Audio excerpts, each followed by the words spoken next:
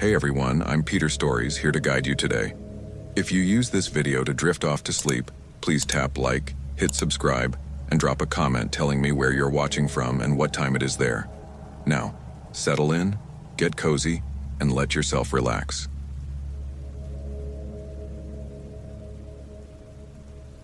The Predator's Game. Cole Harrison's alarm went off at 5:30 a.m., same as it had for the past 3 years since he'd left the Forest Service. Old habits died hard, especially when you'd spent 8 years walking the backcountry trails of Olympic National Park. He rolled out of bed in his small cabin outside Port Angeles, Washington, and went through his morning routine with the same methodical precision he'd once used to prep for week-long wilderness patrols. Coffee first. Black. No sugar. While it brewed, he checked the weather. Overcast, high of 42 degrees, sunset at 4:47 p.m. Late October in the Pacific Northwest meant you had maybe 9 hours of decent light if you were lucky.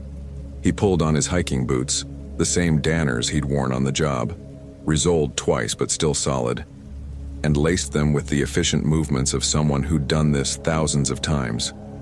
The call had come in yesterday evening. Sarah Chen, a solo hiker, had missed her check-in with her sister. Last known position was the Hoh River Trail, planning a 3-day loop through the temperate rainforest. The Park Service had asked Cole to assist in the search. They knew his reputation, knew he could find sign where others saw nothing.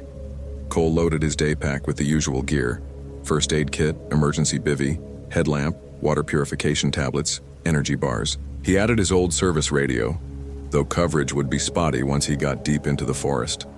His truck started on the second try, and he drove the winding road toward the Hoh River trailhead, as dawn painted the Olympic Mountains in shades of gray and gold.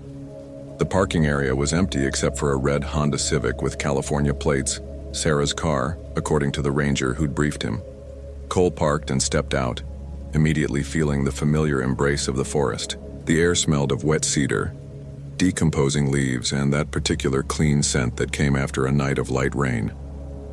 He could hear the distant rush of the Hoh River and the occasional call of a Steller's jay. He approached Sarah's car first, examining the ground around it. Standard procedure, though the Park Service had already processed the scene. Her permit was visible on the dashboard, everything by the book.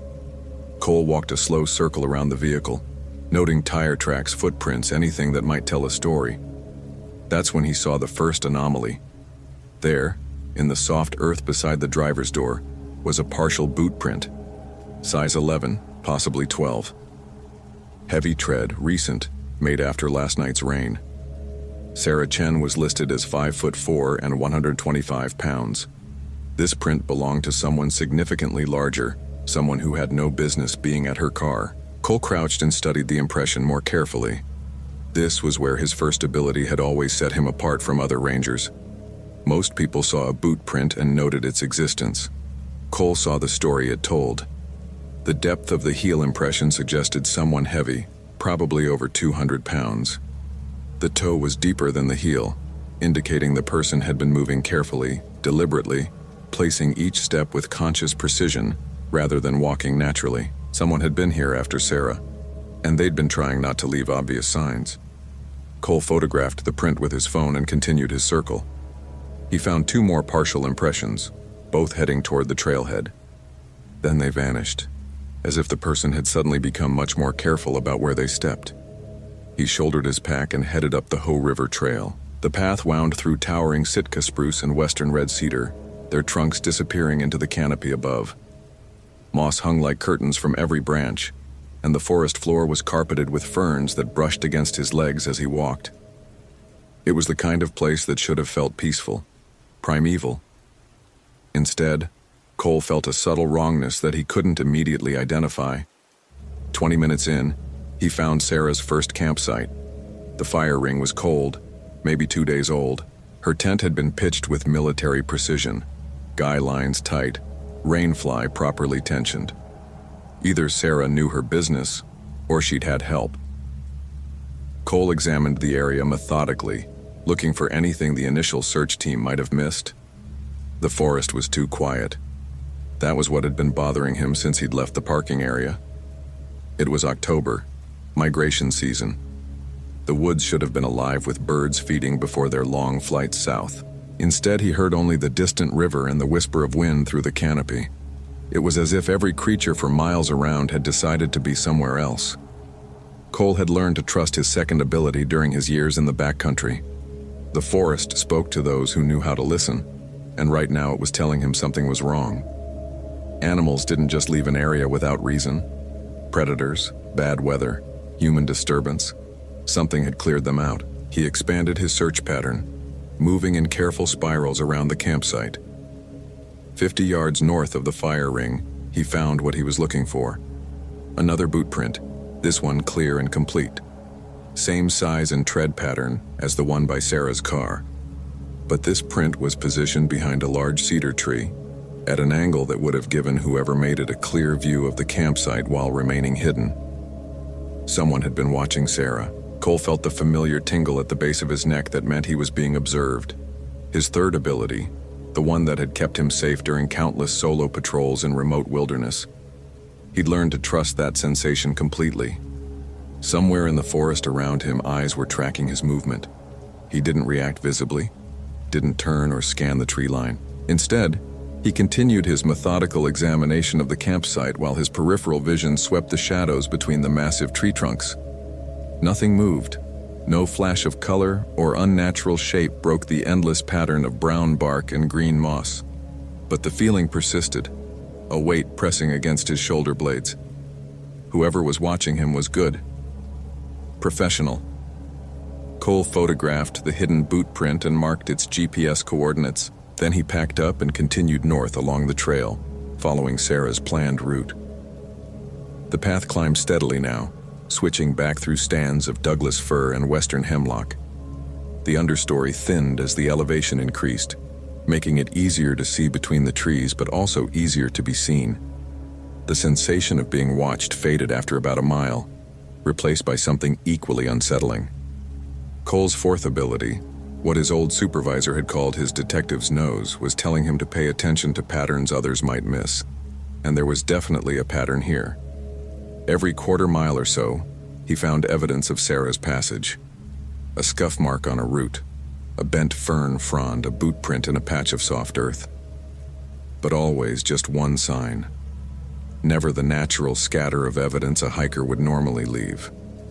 It was as if someone had been carefully curating what he would find, leaving a trail just detailed enough to follow but too clean to be natural. Cole stopped at a small clearing where the trail crossed a seasonal creek. According to Sarah's permit, this should have been her second night's campsite.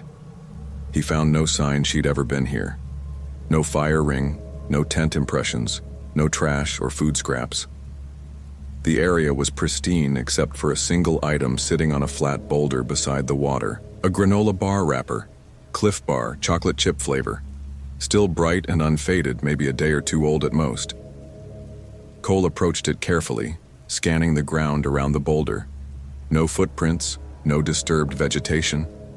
The wrapper had been placed there deliberately, positioned where any searcher would be sure to see it. But placed by whom? Sarah, leaving a sign for rescuers? Or someone else, manipulating the search? He was putting the wrapper in an evidence bag when he heard the sound, a single sharp crack like a breaking branch from somewhere behind him. Cole spun around but saw nothing except the endless march of tree trunks fading into shadow. The sound hadn't been natural, too sharp, too isolated. Someone had stepped on a fallen branch and snapped it, then immediately frozen when they realized their mistake. "Hello?" Cole called out. "I'm with the search and rescue team. If you're out there, I'd like to talk to you." Silence. Even the distant sound of the creek seemed muted now, as if the forest itself was holding its breath. Cole waited a full minute, then shrugged off his pack and pulled out his radio. Static filled the channel. He was too deep in the forest for clear communication with base, but he tried anyway, following protocol. "Base, this is Harrison. I'm at grid reference." He paused, consulting his GPS. 472318. Found possible evidence of missing subject, but also signs of unknown third party in the area. Request backup team at my current position. More static, then a few broken words that might have been acknowledgement, or might have been atmospheric interference. Cole clipped the radio back to his belt and shouldered his pack. Whether backup was coming or not, he couldn't abandon the search. Sarah Chen was out here somewhere, and every hour that passed reduced the chances of finding her alive. The trail climbed more steeply now, entering the true old-growth forest where trees older than the Republic of Texas stretched toward a canopy so thick it created permanent twilight even in midday. Cole's breath began to fog in the chilled air. His watch showed 2:15 p.m., less than 3 hours until sunset, and he was still miles from where Sarah should have ended up. That's when he found the arrow, not a real arrow, a carefully arranged pattern of sticks and stones pointing west, off the main trail toward a faint game path that disappeared into a grove of massive cedars. The arrangement was too deliberate to be natural, too obvious to be accidental. Someone wanted him to leave the main trail. Cole studied the arrow for a long moment, his mind working through the possibilities. If Sarah had left it, she was either in serious trouble or seriously lost. If someone else had left it, they were either trying to help the search or lead it astray. Given everything else he'd seen, he was leaning toward the latter. But his fourth ability was telling him this was important. The pattern he'd been sensing all day was leading to this moment, this choice. Whatever was happening here, the answers lay along that game path. Cole checked his GPS and marked the location. Then he stepped off the main trail and into the shadows. The game path was barely visible, more suggestion than reality. It wound between massive cedar trunks over fallen logs green with moss, through stands of sword fern that reached his chest. Cole moved carefully, placing each step with deliberate precision while his eyes scanned constantly for sign. 20 yards in, he found Sarah's pack. It was hanging from a branch about 8 feet off the ground, positioned where the fading light would illuminate it like a beacon. Cole approached cautiously, every instinct screaming warnings. This was wrong on every level. Hikers didn't hang their packs unless they were making camp, and there was no campsite here. Even injured hikers held onto their gear. It contained everything they needed to survive. Cole pulled out his phone and photographed the pack from multiple angles before carefully lowering it to the ground. It was Sarah's, according to the ID tag. He opened it methodically, cataloging the contents. Water bottles, mostly full, extra clothing, sleeping bag and tent unused, first aid kit untouched, 2 days worth of food. Everything was there except Sarah. "You're very good at this." The voice came from behind him, calm and conversational. Cole spun around, his hand moving automatically toward the bear spray on his belt. A man stepped out from behind one of the massive cedars, moving with relaxed confidence. Mid-40s, average height and build, graying hair and wire-rimmed glasses. He looked like someone you'd see teaching at a community college, not stalking people in the Olympic wilderness. "You found every sign I left for you," the man continued, settling onto a fallen log as if they were old friends meeting for a chat. "The boot print by the car, the observation point at the first campsite, the granola wrapper. Even the ones I didn't think you'd notice, like the too perfect spacing of trail evidence. Very impressive." Cole kept his hand near the bear spray but didn't draw it. Not yet. The man wasn't showing any weapons, wasn't making threatening moves. But every survival instinct Cole had developed over 8 years in the wilderness was telling him he was in mortal danger. "Where's Sarah Chen?" Cole asked. "Safe, for now." The man adjusted his glasses, studying Cole with clinical interest. "She's part of the experiment, just like you are. Though I must say you're turning out to be far more interesting than I anticipated." "What experiment?" "I'm studying predator-prey dynamics in their purest form. Humans who think they're at the top of the food chain, confronted with the reality that they're just sophisticated animals. Most disappointing, really. But you?" He smiled, and Cole felt ice form in his stomach. "You're different. You actually use your instincts. Most people have forgotten they even have them." Cole's mind was processing rapidly, cataloging details. The man's clothing was high-end outdoor gear, well-maintained but showing signs of extended use. His boots matched the prints Cole had been following. His hands were soft, uncalloused, not a manual laborer, but someone who worked with his mind. The way he spoke, the clinical detachment, The casual mention of experiments. "You're the psychology professor," Cole said. "The one who disappeared from the University of Washington 3 years ago, Dr. Marcus Webb." Webb's eyebrows rose slightly. "Very good. Though I prefer to think of myself as having evolved beyond academic constraints.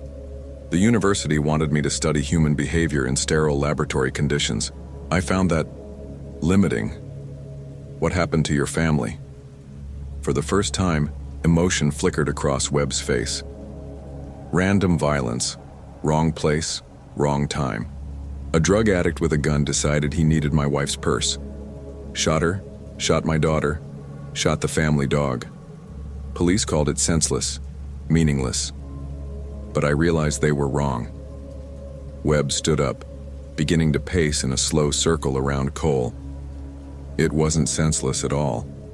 It was nature asserting itself, the strong preying on the weak, just like every other species on the planet.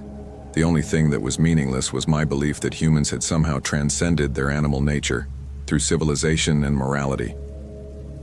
Cole tracked Webb's movement while keeping his own position stable. Basic defensive positioning. Never let a potential threat get behind you. "So you decided to become the predator." "I decided to study the truth, to understand what really happens when humans are stripped of their artificial protections and forced to confront their basic nature. Most simply break. They revert to panicked animals, all their civilized pretenses falling away. But some..." Webb stopped directly in front of Cole, close enough that Cole could smell his coffee-scented breath. "Some fight back with abilities they didn't even know they possessed. Like tracking abilities, reading the forest, sensing when they're being watched." Webb nodded approvingly. "Exactly. Dormant evolutionary adaptations that most people have buried under layers of modern comfort. You've kept yours sharp, which makes you perfect for my research." Cole realized he was in a completely different situation than he'd initially understood. This wasn't a simple rescue that had gone wrong. It was an elaborate psychological experiment designed from the beginning to test his abilities. Everything, Sarah's disappearance, the trail signs, even his being called in to help search, had been orchestrated. "How long have you been planning this?" he asked. "Months. I've been studying former Rangers, military personnel, people who might still possess their natural instincts. Your reputation made you an ideal subject. 8 years in the Olympic wilderness, multiple successful rescues.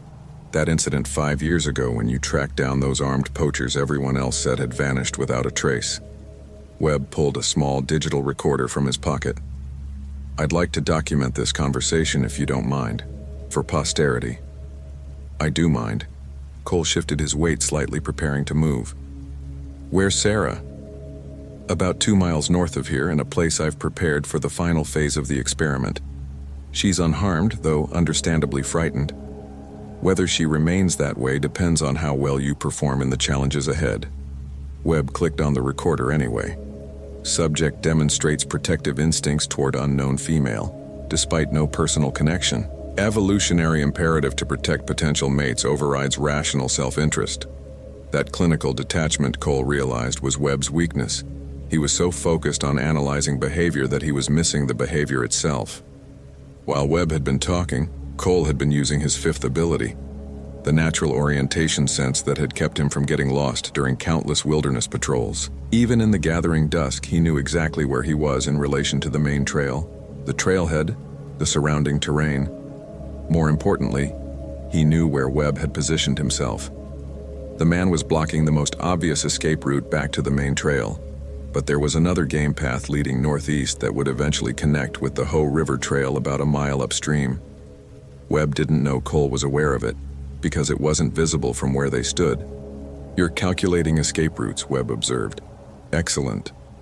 Most subjects become passive at this point, overwhelmed by the realization that they're no longer in control. But you're still thinking tactically." Cole didn't respond. Let Webb think his psychological analysis was accurate. The more the man talked, the more he revealed about his plans and his weaknesses. "The next phase requires you to track me to Sarah's location using only the clues I provide. No GPS, no radio contact, no outside assistance. A pure test of your natural abilities against my strategic planning. Webb gestured toward the northeast, in the direction of the hidden game path. Your time starts now. With that, Webb melted back into the forest with surprising grace. Cole heard the soft whisper of disturbed vegetation, then silence. The man moved well for someone who'd spent his career in academic settings. Cole waited a full minute, listening to the forest sounds. A few bird calls in the distance. The animals were returning now that Webb had moved away. The rustle of wind through the canopy, the distant murmur of running water. But no human sounds, no indication of which direction Webb had taken. That was when Cole realized the true nature of the experiment. Webb wasn't just testing his tracking abilities or his survival instincts. He was testing whether Cole would follow the rules of the game or break them entirely. The smart move, the safe move, would be to head back to the main trail and call for backup. Let the authorities handle Webb while Cole got Sarah out safely. But Webb had obviously anticipated that possibility. If Cole didn't play along, Sarah would pay the price, unless Cole could find a third option. He pulled out his phone and checked the GPS coordinates one more time, committing them to memory. Then he turned off the phone entirely. The backlight would destroy his night vision, and he had a feeling he was going to need every advantage he could get. Cole shouldered Sarah's pack along with his own and headed northeast toward the hidden game path. But instead of following it directly, he paralleled it from about 20 yards to the south, moving through the forest itself rather than on any established trail. Webb would expect him to follow the path. Cole intended to give him something unexpected. The canopy was so thick here that full darkness fell quickly, but Cole's eyes adapted fast. This was his element, the deep forest at night. He moved by feel as much as sight, reading the terrain through his feet, navigating by the sound of water and the whisper of air currents through the trees. 20 minutes in, he picked up Webb's trail. The man was good, but not perfect. A bent fern frond here, a scuff mark on a fallen log there. He was moving northeast along the game path exactly as he'd indicated, but he was also leaving sign, small markers that Cole was obviously meant to find. Another test. Webb wanted to see if Cole would follow the obvious trail or trust his instincts to find a better way. Cole kept paralleling the trail, staying close enough to track Webb's movement, but far enough away to avoid any surprises the man might have prepared. The sound of running water was getting louder. They were approaching the Hoh River, probably near the suspension bridge that crossed to the eastern section of the park. That's when Cole's sixth ability kicked in, the spatial memory that let him recall exact details of places he'd visited years before. He'd been to this area multiple times during his ranger days, and he suddenly remembered something crucial. There was an old mining camp about half a mile upstream from the bridge, abandoned since the 1920s but with some structures still intact. It was off the official trail maps, known only to longtime rangers and serious backcountry hikers. If Webb had done his research on the area, he might know about it. And if he wanted a secure location for the final phase of his experiment, it would be perfect. Cole changed direction, heading due north toward the river. He'd take a gamble that Webb's destination was the old mining camp. If he was wrong, he'd lose time. If he was right, he might be able to reach Sarah before Webb expected him. The forest opened up as he approached the river, massive trees giving way to brush and ferns. Cole could hear the rush of water over stones, smell the clean scent of snow melt from the Olympic peaks. He moved more carefully now, aware that the thinner vegetation provided less concealment. The river appeared ahead of him as a ribbon of reflected starlight. Cole paralleled it upstream, staying in the shadows along the bank. His night vision was fully adapted now, and he could make out details in the darkness that would have been invisible to most people. There, about 200 yards ahead, a faint glow, barely visible through the trees. Artificial light, probably a LED lantern or flashlight. Cole crept closer, moving from tree to tree with the patience he'd learned during countless wildlife observations. The old mining camp materialized out of the darkness. 3 structures, their roofs partially collapsed but walls still standing. The light was coming from the largest building, what had probably been the main barracks. Cole could see movement inside through gaps in the weathered siding. He was 50 yards away when he heard Sarah's voice. Please, I don't understand what you want from me. Webb's reply was calm, professional. I want you to survive, Miss Chen. Nothing more, nothing less. Your friend should be arriving soon, and then we'll discover whether his abilities are sufficient to overcome my planning. Cole circled the building, looking for the best approach. One door, facing the river. 2 windows, both on the side walls. Webb would have positioned himself to watch all approaches, but the man was focused on psychological games rather than tactical defense. Cole could use that. He found what he was looking for on the back wall, a gap in the siding where several boards had rotted away, large enough for him to squeeze through, positioned where Webb couldn't see it from inside the building. Cole shed both packs and pulled out his flashlight, then thought better of it. Light would announce his presence. Instead, he relied on touch and spatial memory, fitting his body through the gap with minimal noise. The interior of the building was a single large room, dimly lit by a battery-powered lantern sitting on an old wooden table. Webb sat across from Sarah, who was tied to a chair but appeared unharmed. He's here, Webb said without turning around. I can feel it. Probably came through the back wall, the only approach I didn't prepare for. Very good, Cole. You continue to exceed expectations. Cole stepped into the light, his hand on the bear spray. Let her go, Webb. This is between you and me. Actually, it's between you and evolution, Webb corrected. He stood up, revealing the pistol in his right hand. The question is whether your dormant survival instincts can overcome my intellectual planning. Miss Chen represents the stakes. Succeed, and she goes free. Fail, and she becomes another data point in my research. What's the test? Webb smiled. Simple. I'm going to leave you both here and head back toward the trailhead. You have 30 minutes to free Miss Chen and follow me. If you can track me down and prevent me from reaching my vehicle, you both win. If I reach the parking area safely, you both lose. That's not much of a contest. You've got a gun. True, but you have something I don't. The home field advantage. This is your territory, and you know it better than I do. More importantly, you have abilities I can only observe and analyze. I can't replicate your tracking skills or your forest intuition. Webb moved toward the door, keeping the pistol pointed generally in Cole's direction. One more thing. I've rigged this building with a small explosive device. Nothing dramatic, just enough to collapse the remaining structure. It will detonate in exactly 35 minutes, regardless of whether you've freed Miss Chen or not. I suggest you work quickly. He paused at the doorway. You know, in a different time, we might have been allies. You're the first subject who's genuinely impressed me. But science requires sacrifice, and today, that sacrifice will demonstrate whether evolution has truly prepared humans for what's coming. Webb disappeared into the darkness, leaving Cole alone with Sarah and a 5-minute head start. Cole rushed to Sarah's chair, pulling out his multi-tool. The rope was climbing rope, expensive and strong, but he could cut through it. As he worked, his mind was already calculating pursuit routes and travel times. Are you hurt? He asked. No, just scared. Is he really going to blow up this building? Probably. Cole freed her hands, then worked on the rope around her ankles. Can you run? I mean, really run? Through forest terrain in the dark? I've been doing triathlons for 10 years. Try me. Cole helped her to her feet. We've got about 25 minutes to catch him before this place comes down. He's got a head start and a gun, but I know this forest better than he does.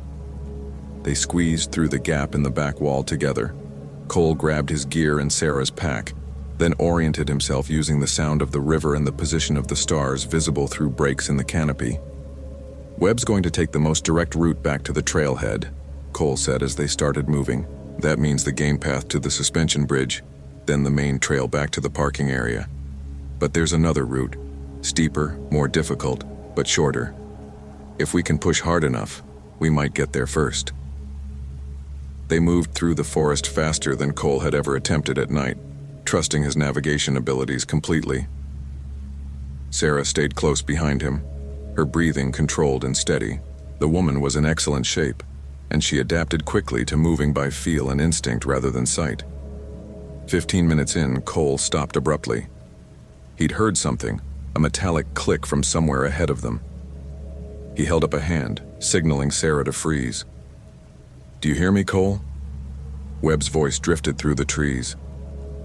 "I'm impressed that you chose the shorter route. Most people would have stuck to the established trail, but I did account for this possibility." A light appeared ahead of them, moving in their direction. Webb was coming back, probably to slow them down until the building exploded and eliminated their time pressure. "There's a ravine about 50 yards to our right," Cole whispered to Sarah. "Follow it downstream until you reach the main trail, then head for the parking area. Don't stop for anything." "What about you?" "I'm going to end this." Cole handed Sarah her pack and his spare flashlight. Then he melted into the forest, circling wide to approach Webb from an unexpected angle. The man was walking confidently along their back trail, following the sign they'd left in their rush to reach the trailhead. Cole had spent 8 years learning to move silently through wilderness terrain. He used every technique he'd ever learned, placing each step with deliberate care, controlling his breathing, becoming part of the forest itself. Webb's flashlight beam swept back and forth, but always behind Cole's position. 20 yards. 15. 10. Cole launched himself from the shadows, hitting Webb low and hard. They went down together, rolling through ferns and fallen leaves. The pistol went flying, disappearing into the darkness. Webb was stronger than he looked, and he fought with desperate intelligence, going for Cole's eyes and throat. But Cole had wrestled with armed poachers, subdued drunk campers, and handled wild animals. He knew how to fight for his life. He got behind Webb and locked in a chokehold, applying steady pressure until the man went limp. Cole zip-tied Webb's hands with restraints from his emergency kit, then retrieved the pistol. His watch showed 11 minutes until the building was supposed to explode. Time enough to get clear, but not much margin for error. He hauled Webb to his feet and pushed him toward the trailhead. "Move." They reached the parking area with 3 minutes to spare. Sarah was waiting by Cole's truck, and she'd used his radio to call for backup. Red and blue lights were already visible on the access road. The cavalry was finally arriving. Cole pushed Webb against the hood of the Honda and turned to look back toward the forest. Exactly on schedule, a distant flash lit the canopy, followed by the muffled sound of an explosion. Whatever device Webb had planted had worked as advertised. "You won," Webb said quietly. "I underestimated the power of instinct when it's properly trained and applied. A fascinating outcome." "This wasn't a contest," Cole replied. "It was attempted murder dressed up as science." "Perhaps. But you should consider what you've learned about yourself tonight.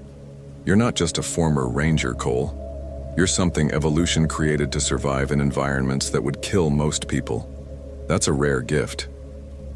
Cole thought about that as the police cars pulled into the parking area. Webb was insane, certainly. A killer who dressed up his pathology in academic language. But he wasn't entirely wrong about one thing. Cole had discovered capabilities he hadn't fully realized he possessed. The ability to read a forest like a book, to sense danger before it manifested, to navigate by instinct through terrain that would confuse most people, to track like his ancestors had tracked, following sign and reading stories written in disturbed earth and bent vegetation. Maybe those were just skills honed by experience, or maybe they were something deeper, evolutionary adaptations that civilization had buried but not eliminated. Either way, Cole knew he wasn't ready to give them up. As the EMTs checked Sarah for injuries and the police processed Webb, Cole walked to the edge of the forest and stood listening to the night sounds. Somewhere in the darkness, an owl called. Small creatures rustled through the underbrush. The forest was alive again, returned to its natural rhythms now that the human predator had been removed. Cole pulled out his phone and called his old supervisor at the Park Service. There would be paperwork, debriefings, probably a commendation for preventing a murder. But more importantly, there would be other searches, other people who needed finding, other chances to use his abilities for something meaningful. Webb had been wrong about humans being just sophisticated animals. But he'd been right about one thing. Some people were meant for more than civilization's comfortable confines. Some were meant to walk the boundary between the wild world and the civilized one, protecting both. Cole Harrison was one of those people, and tonight he'd remembered why that mattered.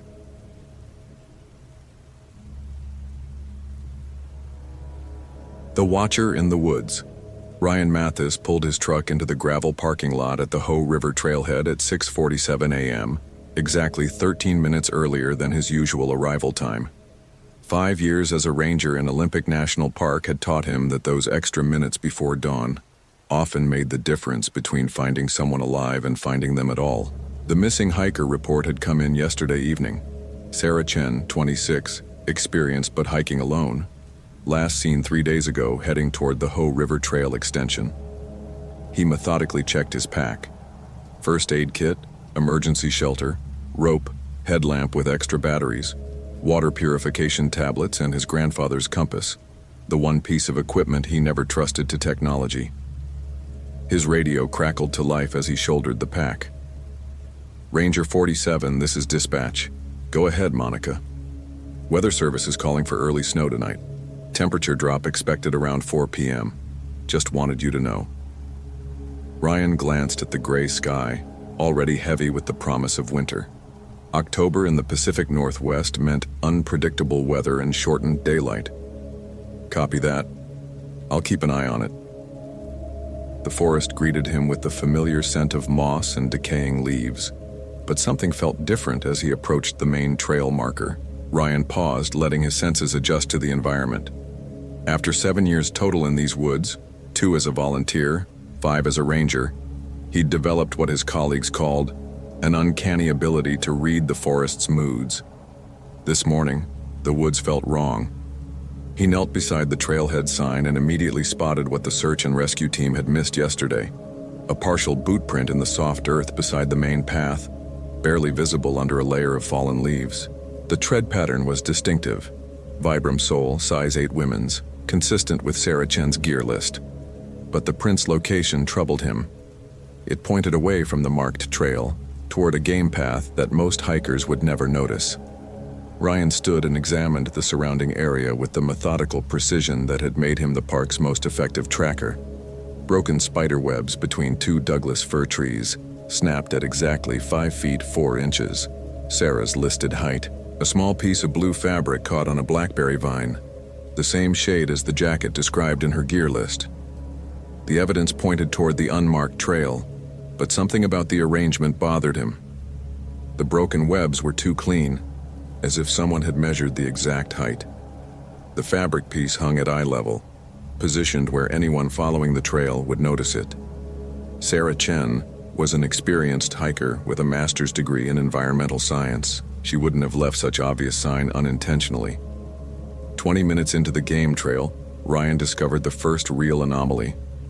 A boot print pressed deep into a patch of mud beside a stream crossing, but the depth was wrong. The print suggested someone carrying significant additional weight, far more than Sarah's listed pack contents. Moreover, the print was positioned at the exact center of the mud patch, as if placed there deliberately for maximum visibility. Ryan crouched beside the print and extended his analysis. The edge definition was too sharp for a 3-day-old track, especially given the previous night's light rain. Someone had made this print recently, possibly as early as this morning. Someone who wanted the print to be found. The forest around him had grown unnaturally quiet. Birds that should have been active in the early morning had fallen silent. Even the stream seemed muted. Ryan had learned to trust these environmental signals during his ranger years. They often indicated predator presence or human intrusion into an animal's territory. He activated his radio. Dispatch Ranger 47. I'm following sign along the unmarked trail system north of Hoh River, Maine. The evidence pattern is unusual. Someone may have deviated from the original search grid. Copy 47. Do you need backup? Ryan hesitated. The evidence suggested Sarah had come this way, but the deliberate placement of sign troubled him. Not yet. I'll check in every 30 minutes. Roger. Weather update. Snow line is dropping faster than predicted. Expected to reach your elevation by 2 p.m. Ryan acknowledged and continued deeper into the forest. The game trail wound through increasingly dense timber, following the natural contours of the landscape. Every few hundred yards he found additional evidence. A scuff mark on a tree root, a broken branch at shoulder height, another piece of fabric. Each piece of evidence was positioned where an experienced tracker would inevitably discover it. 40 minutes from the trailhead, Ryan made a discovery that stopped him cold. A boot print in soft earth that showed perfect detail, including a distinctive wear pattern on the left heel. But this print was facing the wrong direction, back toward the trailhead, not deeper into the wilderness. Ryan knelt and studied the surrounding area with the intensity that had made him legendary among his colleagues. Within a 3-foot radius of the backward-facing print, he found something that made his blood pressure spike. A second set of tracks. These prints were larger, men's size 11, with a completely different tread pattern. The stride length suggested someone approximately 6 feet tall, moving with purpose and confidence. Most disturbing, these tracks showed signs of deliberate effort to avoid detection, positioned on harder ground where possible, careful placement to avoid soft earth, use of natural features to mask footfall. Someone had been following Sarah Chen, someone skilled enough to move through dense forest without leaving obvious sign, except where he chose to do so. Ryan's radio crackled to life, startling him from his analysis. Ranger 47 dispatch, checking on your status. I'm about 1 mile north of the main trail. I've found evidence of 2 separate individuals moving through this area. One appears to be our missing hiker. The other... Ryan paused, uncertain how to articulate his growing concern. The other shows evidence of advanced woodcraft and possible tracking experience. Copy. Do you want me to contact Sheriff's Department? Ryan examined the tracks again. The larger boots showed no wear patterns consistent with regular hiking. The sole material appeared designed for silence rather than durability. Professional-grade footwear. Not yet. Let me gather more information, but Monica, if I don't check in on schedule, don't wait for the 30-minute mark. Understood, 47. Be careful. Ryan followed the dual track pattern deeper into the forest, his ranger training warring with an instinct that something was fundamentally wrong about this entire situation. The evidence was too convenient, too perfectly placed for discovery. Yet Sarah Chen was legitimately missing, and these tracks might be the only chance of finding her alive. The trail led through a series of natural clearings connected by game paths that showed signs of recent use. In the third clearing, Ryan found evidence that elevated his concern to genuine alarm. A small campfire site, professionally constructed and carefully concealed. The fire had been built in a depression that would hide the flames from casual observation, surrounded by stones arranged to minimize smoke and light signature. Ryan approached the site with the caution his training demanded. The ashes were cold, but recent, possibly from the previous night. Scattered around the fire pit were the remnants of a meal, energy bar wrapper, freeze-dried food packaging, and something that made Ryan's stomach tighten, 2 sets of food containers. Someone had shared a meal at this site. Either Sarah Chen had met another hiker, or she had been joined by someone else. Someone experienced enough to construct a virtually invisible camp in dense forest. Ryan activated his radio again. Dispatch, 47. I've located what appears to be a concealed campsite. Evidence suggests 2 individuals spent time here recently. I'm going to investigate further, but I want you to contact Sheriff's Department now. Copy, 47. Sheriff Barrett is actually in the area on another call. I can have him at your location within an hour. No. Tell him to wait at the trailhead. If this situation is what I think it might be, I don't want additional personnel walking into an unknown threat. Ryan spent 15 minutes methodically examining the campsite. The level of woodcraft impressed him. Whoever had constructed this camp possessed advanced wilderness skills. The fire placement showed understanding of air currents and concealment. The sleeping area was positioned to provide both shelter and escape routes. The waste disposal indicated someone familiar with leave-no-trace principles. But the most disturbing discovery was a piece of equipment that didn't belong in any hiker's gear. A small tripod with adjustment marks that suggested optical equipment had been mounted on it. The device had been positioned with a clear line of sight toward the trail Ryan had followed into the clearing. Someone had been watching the trail. Someone had known he was coming. Ryan stood slowly, his ranger training taking control of a situation that had moved far beyond a standard search and rescue operation. His hand moved to his radio, then stopped.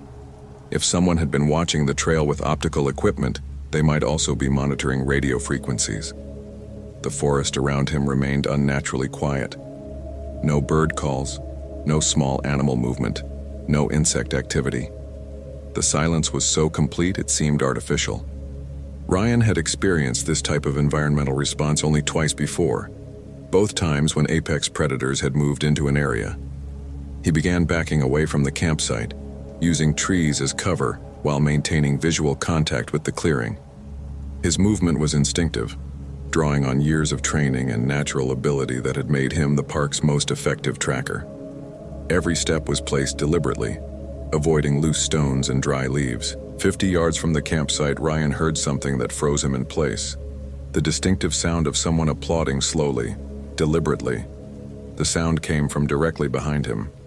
Ryan turned with the controlled movement of someone who had spent years in situations where sudden motion could mean the difference between life and death. Standing 20 feet away, positioned between two large cedar trees, was a man of approximately 45 years, wearing high-quality outdoor gear and carrying himself with the confidence of someone completely comfortable in wilderness environments. "Impressive work, Ranger Mathis," the man said, his voice carrying the educated accent of someone with advanced education. "Truly impressive. You found evidence that a dozen searchers missed yesterday, and you correctly interpreted sign that most people would have dismissed as coincidence." Ryan's hand moved slowly toward his radio. "Sir, I'm going to need you to identify yourself and explain your presence in this area."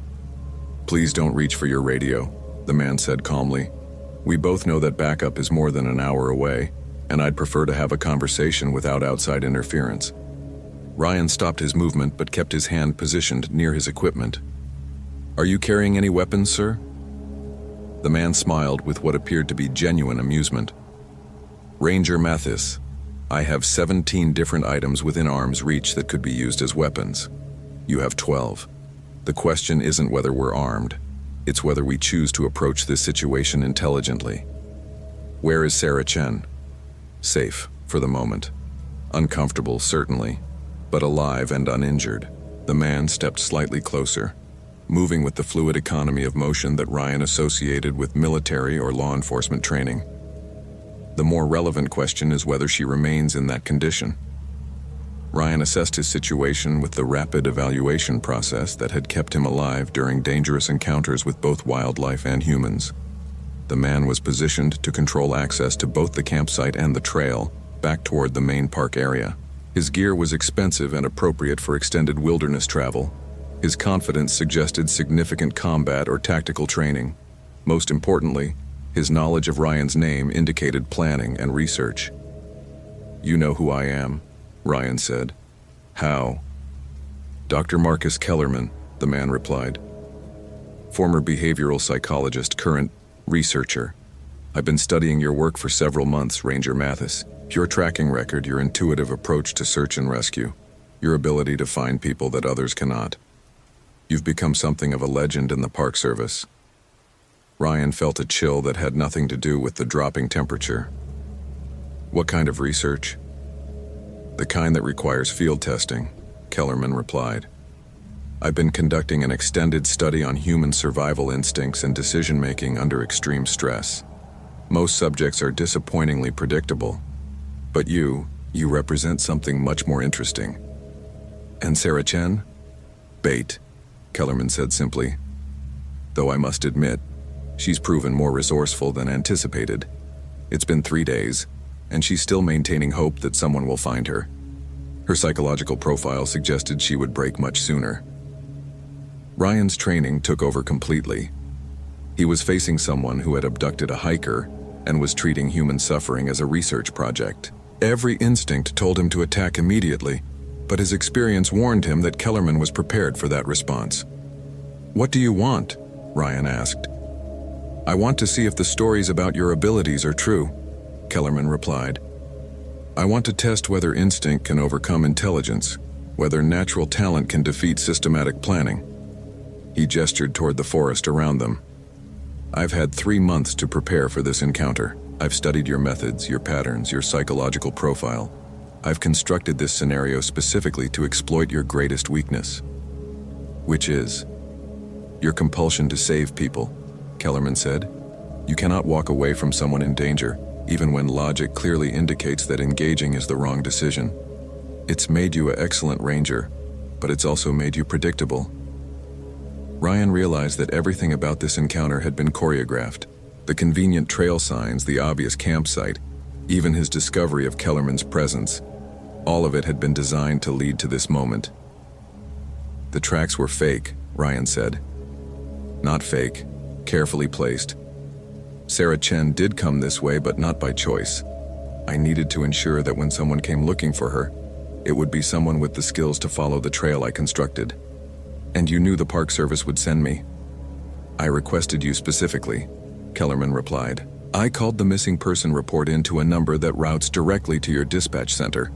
I provided information that would ensure this case was assigned to your sector. Ryan felt the full scope of Kellerman's planning settling around him like a trap. How long have you been watching me?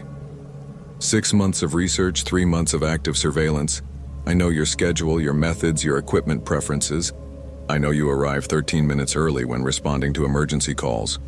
I know you trust your grandfather's compass more than GPS technology. I know you have an uncanny ability to sense when someone is watching you.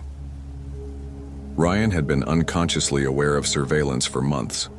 Brief glimpses of movement in his peripheral vision, the sensation of being observed during routine patrols, equipment that seemed to have been touched when he returned to his truck. He had dismissed these incidents as imagination or coincidence. That was you. I needed to understand how your detection abilities worked, Kellerman said. You have an almost supernatural awareness of human presence in wilderness environments. It took me weeks to develop techniques for observing you without triggering that awareness. Ryan realized he was facing someone with intelligence and resources far beyond what his training had prepared him for. Kellerman had conducted a professional-level surveillance operation and constructed an elaborate psychological trap. What happened to your family? Ryan asked. Kellerman's expression shifted slightly, revealing the first crack in his controlled demeanor. What makes you think something happened to my family? Because normal people don't become predators, Ryan replied. Something broke you. Something made you decide that other people's lives were expendable for your research. My wife and daughter died in a hiking accident in the Cascades, Kellerman said. They fell from a cliff because they ignored clearly posted warning signs, because they trusted their emotions over rational assessment of risk. They died because they made predictably human mistakes. So you decided to punish other people for being human. I decided to study whether it's possible for humans to transcend their limitations, Kellerman corrected. Whether survival instincts can overcome stupidity. Whether training can defeat emotion. Whether someone like you can succeed where others fail. Ryan understood that he was facing someone whose grief had transformed into intellectual obsession. Kellerman wasn't merely a predator. He was someone who had convinced himself that causing suffering served a greater purpose. Where is Sarah Chen? Ryan asked again. Approximately 2 miles northeast of here, secured in a location that will test every one of your legendary abilities. Kellerman checked his watch, a gesture that seemed rehearsed. You have 90 minutes before the snow arrives. In these conditions, at this elevation, she won't survive the night without shelter. And you? I'll be observing, testing, recording your decision-making process under extreme pressure. Kellerman began backing away from Ryan, moving with the same controlled precision he had displayed throughout their encounter. The game begins now, Ranger Mathis. Let's see if instinct can defeat intelligence.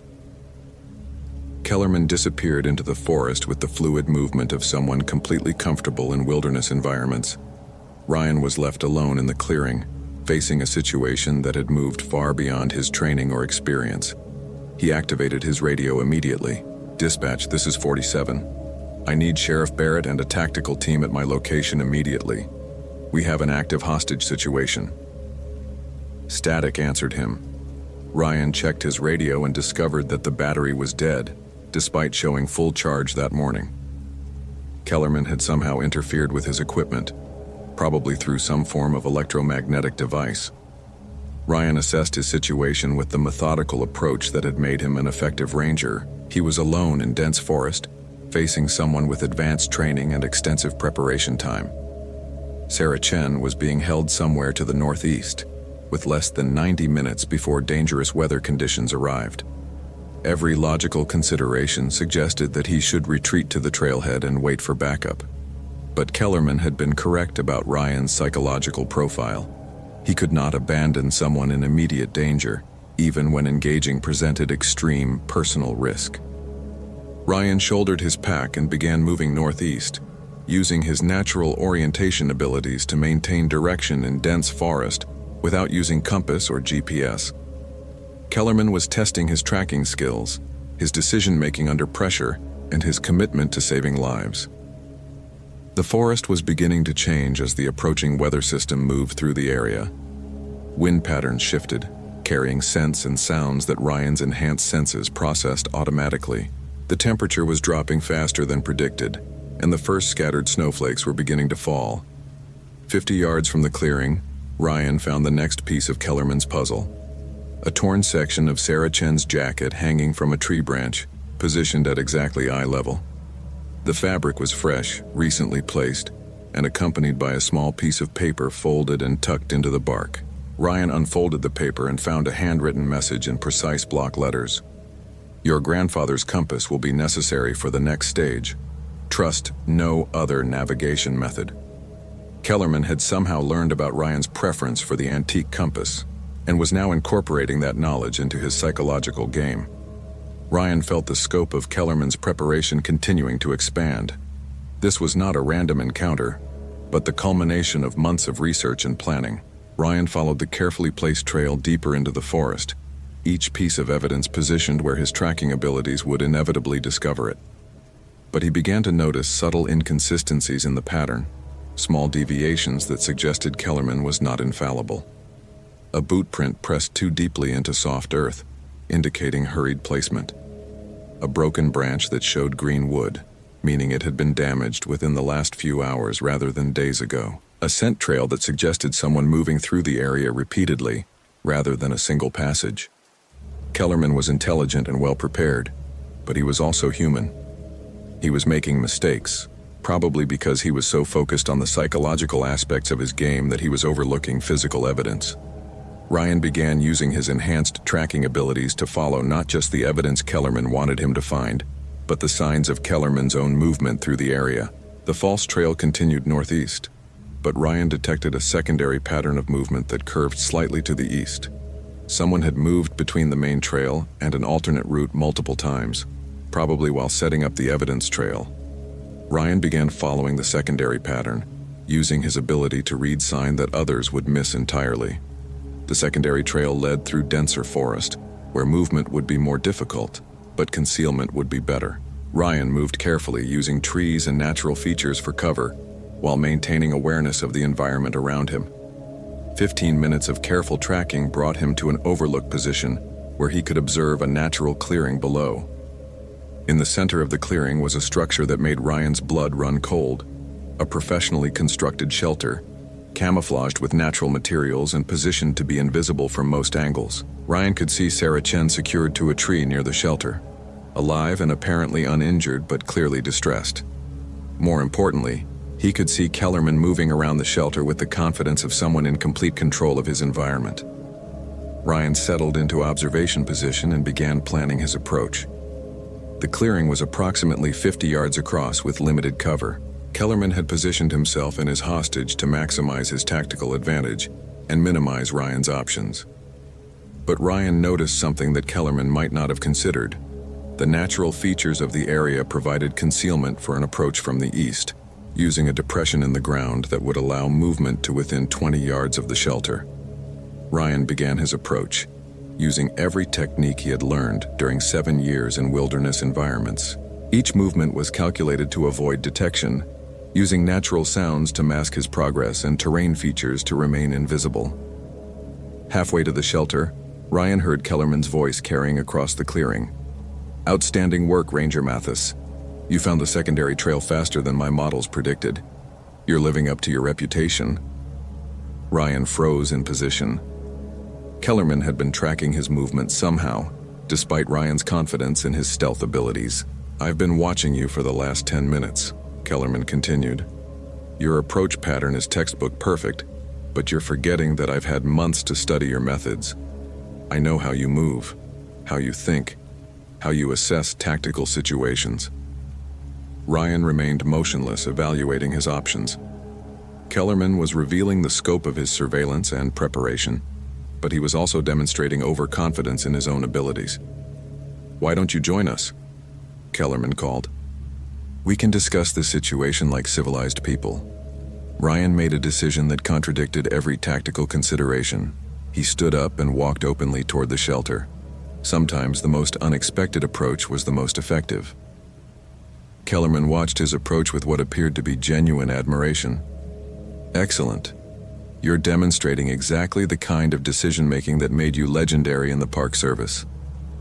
Ryan stopped 20 feet from the shelter and assessed the situation. Sarah Chen was secured with professional restraints but appeared uninjured. Kellerman was positioned to control access to both the hostage and the surrounding area. The shelter showed evidence of advanced preparation and extensive resources. Let her go, Ryan said. This is between you and me. Actually, it's about all of us, Kellerman replied. You, me, Sarah, and the question of whether human beings can transcend their programmed limitations under extreme stress. What do you mean? Kellerman gestured toward the surrounding forest. We're about to experience life-threatening weather conditions in one of the most remote areas of the park. Rescue personnel are hours away, assuming they can even find us in these conditions. The three of us represent different approaches to survival psychology.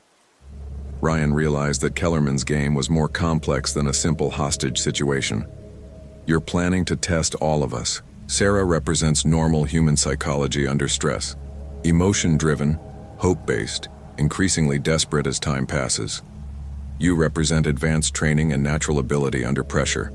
I represent systematic preparation and intellectual control. And the winner? The winner gets to walk out of here alive, Kellerman said. The losers become data points in a study of human decision-making under extreme conditions. Ryan felt the full scope of Kellerman's insanity settling around him. This wasn't a psychological experiment. It was a death game disguised as research. You're planning to kill all of us, Ryan said. I'm planning to create conditions where survival depends on making correct decisions based on logic rather than emotion, Kellerman corrected. If someone dies, it will be because they chose poorly, not because I killed them. Snow was beginning to fall more heavily, and the temperature was dropping rapidly. Ryan realized that Kellerman had constructed a scenario where environmental conditions would do most of his work for him. What are the rules? Ryan asked. Simple, Kellerman replied. The three of us will remain in this area overnight. Anyone who survives until morning will be allowed to leave. Anyone who doesn't, he shrugged. And if I refuse to play? Then Sarah dies immediately, and you spend the night trying to survive with her death on your conscience. Kellerman's voice carried no emotion, as if he were discussing abstract concepts rather than human lives. Ryan looked at Sarah Chen and saw the determination in her eyes despite her fear. She was depending on him to find a way out of this situation, and he could not abandon that responsibility. All right, Ryan said. But I want to know why you became this. What really happened to your family? Kellerman paused, and for the first time, Ryan saw genuine emotion cross his features. They trusted me to make the right decisions. I failed them. They died because I couldn't overcome my own human limitations. So now you punish other people for being human. I test whether it's possible to be better than human, Kellerman corrected. Whether training and intelligence can overcome emotion and instinct. Ryan realized that Kellerman's entire philosophy was based on self-hatred and guilt, transformed into intellectual obsession. You think that if you can prove someone can transcend human limitations, it will somehow justify your failure to save your family. I think that if I can identify the factors that separate survivors from victims, I can prevent future tragedies, Kellerman replied. And you, Ranger Mathis, represent the best test subject I've encountered. The snow was falling steadily now, and visibility was beginning to decrease. Ryan realized that time was becoming a critical factor in whatever resolution the situation would have. "What happened during the accident?" Ryan asked. "What were the specific circumstances?" Kellerman's control wavered slightly. "We were hiking the Cascade Trail. Weather conditions deteriorated. I suggested we turn back, but they wanted to continue. They convinced me to override my judgment. They fell because I allowed emotion to defeat logic." Ryan understood that Kellerman's entire psychological structure was built around blaming himself for trusting other people's judgment instead of his own. "So now, you create scenarios where people have to choose between logic and emotion." "I create scenarios where the correct choice becomes obvious," Kellerman said. "Where survival depends on making decisions based on evidence rather than hope." Ryan realized that Kellerman had constructed this entire situation as a massive projection of his own guilt and self-hatred. "And what happens if I succeed? What happens if I save Sarah and survive the night?" "Then you will have proven that it's possible to transcend human limitations," Kellerman replied, "and my research will be complete." "And if I fail?"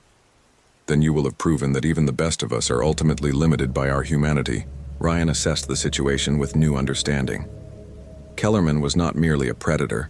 He was someone whose grief had transformed into a compulsion to test whether anyone could do what he had failed to do. "Dr. Kellerman," Ryan said carefully, "what if there's a third option? What if the choice isn't between logic and emotion, but between fear and courage?" Kellerman paused, his expression showing the first crack in his intellectual certainty. "What do you mean?" "Your family didn't die because you trusted their emotions over logic," Ryan said. "They died because of an accident that no one could have predicted or prevented. You're not testing human limitations. You're trying to find someone to blame for something that was never anyone's fault." For the first time since their encounter began, Kellerman appeared uncertain. That's not what happened." "Tell me exactly what happened," Ryan said. "Not your interpretation of it. What actually occurred?" Kellerman's psychological control began to deteriorate as he was forced to confront the memory he had spent years reinterpreting. The weather turned suddenly. Visibility dropped to 0. They were ahead of me on the trail. I heard them calling for help, but I couldn't see them. By the time I found them..." "You couldn't have saved them," Ryan said. "You were dealing with impossible conditions and no visibility. Anyone would have made the same choices you made." "No," Kellerman said, but his voice lacked conviction. "I should have been more careful. I should have prepared better. I should have insisted we turn back earlier." Ryan realized that Kellerman's entire philosophy was based on an impossible standard of perfection that no human being could achieve. "Dr. Kellerman, you're not testing whether people can transcend human limitations. You're trying to prove that someone can be perfect. But perfection isn't human. It's impossible." Kellerman's carefully constructed psychological framework began to collapse as he was forced to confront the fundamental flaw in his reasoning. "But if I can prove that someone can make perfect decisions under pressure, then you'll have proven something that isn't true," Ryan said. "Perfect decisions don't exist. Good decisions exist. Brave decisions exist. But perfect decisions are a fantasy." The snow was falling heavily now and visibility was dropping rapidly. Ryan realized that the approaching weather would soon make any resolution impossible. "Dr. Kellerman," Ryan said, "your family would not want you to spend your life trying to prove that their deaths were preventable. They would want you to accept that sometimes terrible things happen, despite our best efforts." Kellerman stood silent for nearly a minute, his psychological control visibly deteriorating. When he spoke again, his voice carried the first hint of uncertainty. What if you're right? What if I've been wrong about everything?" "Then we all get to go home," Ryan said. "And you get to start grieving properly instead of trying to intellectualize your way out of pain." Kellerman looked at Sarah Chen, then at Ryan, then at the forest around them. I don't know how to stop this. I've invested everything in proving my theories. You stop by making a different choice," Ryan said. "Right now, you choose to let us help you instead of trying to prove that help is impossible." Kellerman's hands shook as he reached for the restraints holding Sarah Chen. "I don't know if I can." Yes, you can, Ryan said. Because choosing to trust other people isn't a sign of weakness. It's the most human thing you can do. Kellerman released Sarah's restraints with trembling hands. She immediately ran to Ryan, who wrapped her in his spare jacket and began assessing her condition. She was cold and frightened, but uninjured. "What happens now?" Kellerman asked, his voice barely audible above the wind. "Now we get out of here before this weather kills all of us," Ryan said. "And then you get the help you need to deal with losing your family." Ryan activated his grandfather's compass and began plotting a route back to the main trail. The snow was falling heavily, but he was confident in his ability to navigate in these conditions. His spatial memory allowed him to recall exact details of the terrain they had covered, providing a mental map that would guide them safely back to the trailhead. "Can you walk?" Ryan asked Sarah. "Yes," she replied. "I'm cold, but I can make it." Ryan looked at Kellerman, who was standing motionless beside the shelter. "Dr. Kellerman, we need to move now. Are you coming with us?" Kellerman nodded slowly. Yes. I think I'd like that." The three of them began the journey back through increasingly difficult conditions. Ryan led the way, using his natural orientation abilities to maintain direction despite poor visibility. Sarah stayed close behind him, while Kellerman followed at a distance that suggested he was still processing the collapse of his psychological framework. 40 minutes of careful navigation brought them to the main trail, where Ryan's radio suddenly crackled to life. "Ranger 47, this is Sheriff Barrett. What's your location?" "Sheriff, this is 47. I'm on the main Ho River Trail with Sarah Chen and one additional individual. We need immediate medical evaluation and transport." "Copy, 47. We have teams moving to your location. ETA 15 minutes. Ryan looked back at Kellerman, who was walking with the unsteady gait of someone whose entire worldview had just collapsed. "Dr. Kellerman, are you going to be all right?" "I don't know," Kellerman replied honestly. "I've spent 3 years convinced that I understood something fundamental about human nature. Now I'm not sure I understand anything." "That's actually progress," Ryan said. "Understanding that you don't understand everything is the beginning of wisdom." The rescue teams met them at the trailhead, where Sarah was immediately wrapped in emergency blankets and loaded into an ambulance for transport to the nearest medical facility. Kellerman was placed in custody, but showed no resistance to the process. Before the ambulance departed, Sarah grabbed Ryan's hand. "Thank you," she said.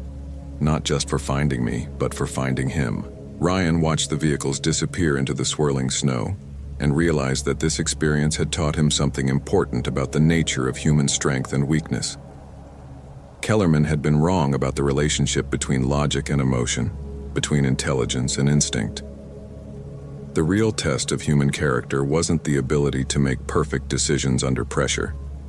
It was the courage to make good decisions with incomplete information, and the wisdom to help others do the same. Ryan climbed into his truck and began the drive back to park headquarters, where he would spend the rest of the evening completing reports and answering questions about the most unusual missing person case of his career. As he drove through the darkening forest, Ryan reflected on Kellerman's fundamental error. The former psychologist had tried to create scenarios where survival depended on transcending human limitations, but survival actually depended on embracing those limitations, understanding that humans are imperfect, that they need each other, and that strength comes not from being invulnerable, but from being brave enough to be vulnerable.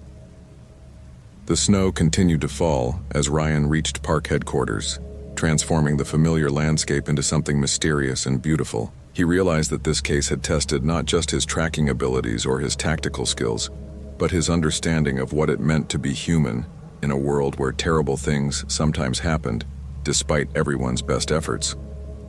Ryan had succeeded, not because he had transcended human limitations, but because he had the courage to remain human in the face of someone who had forgotten how.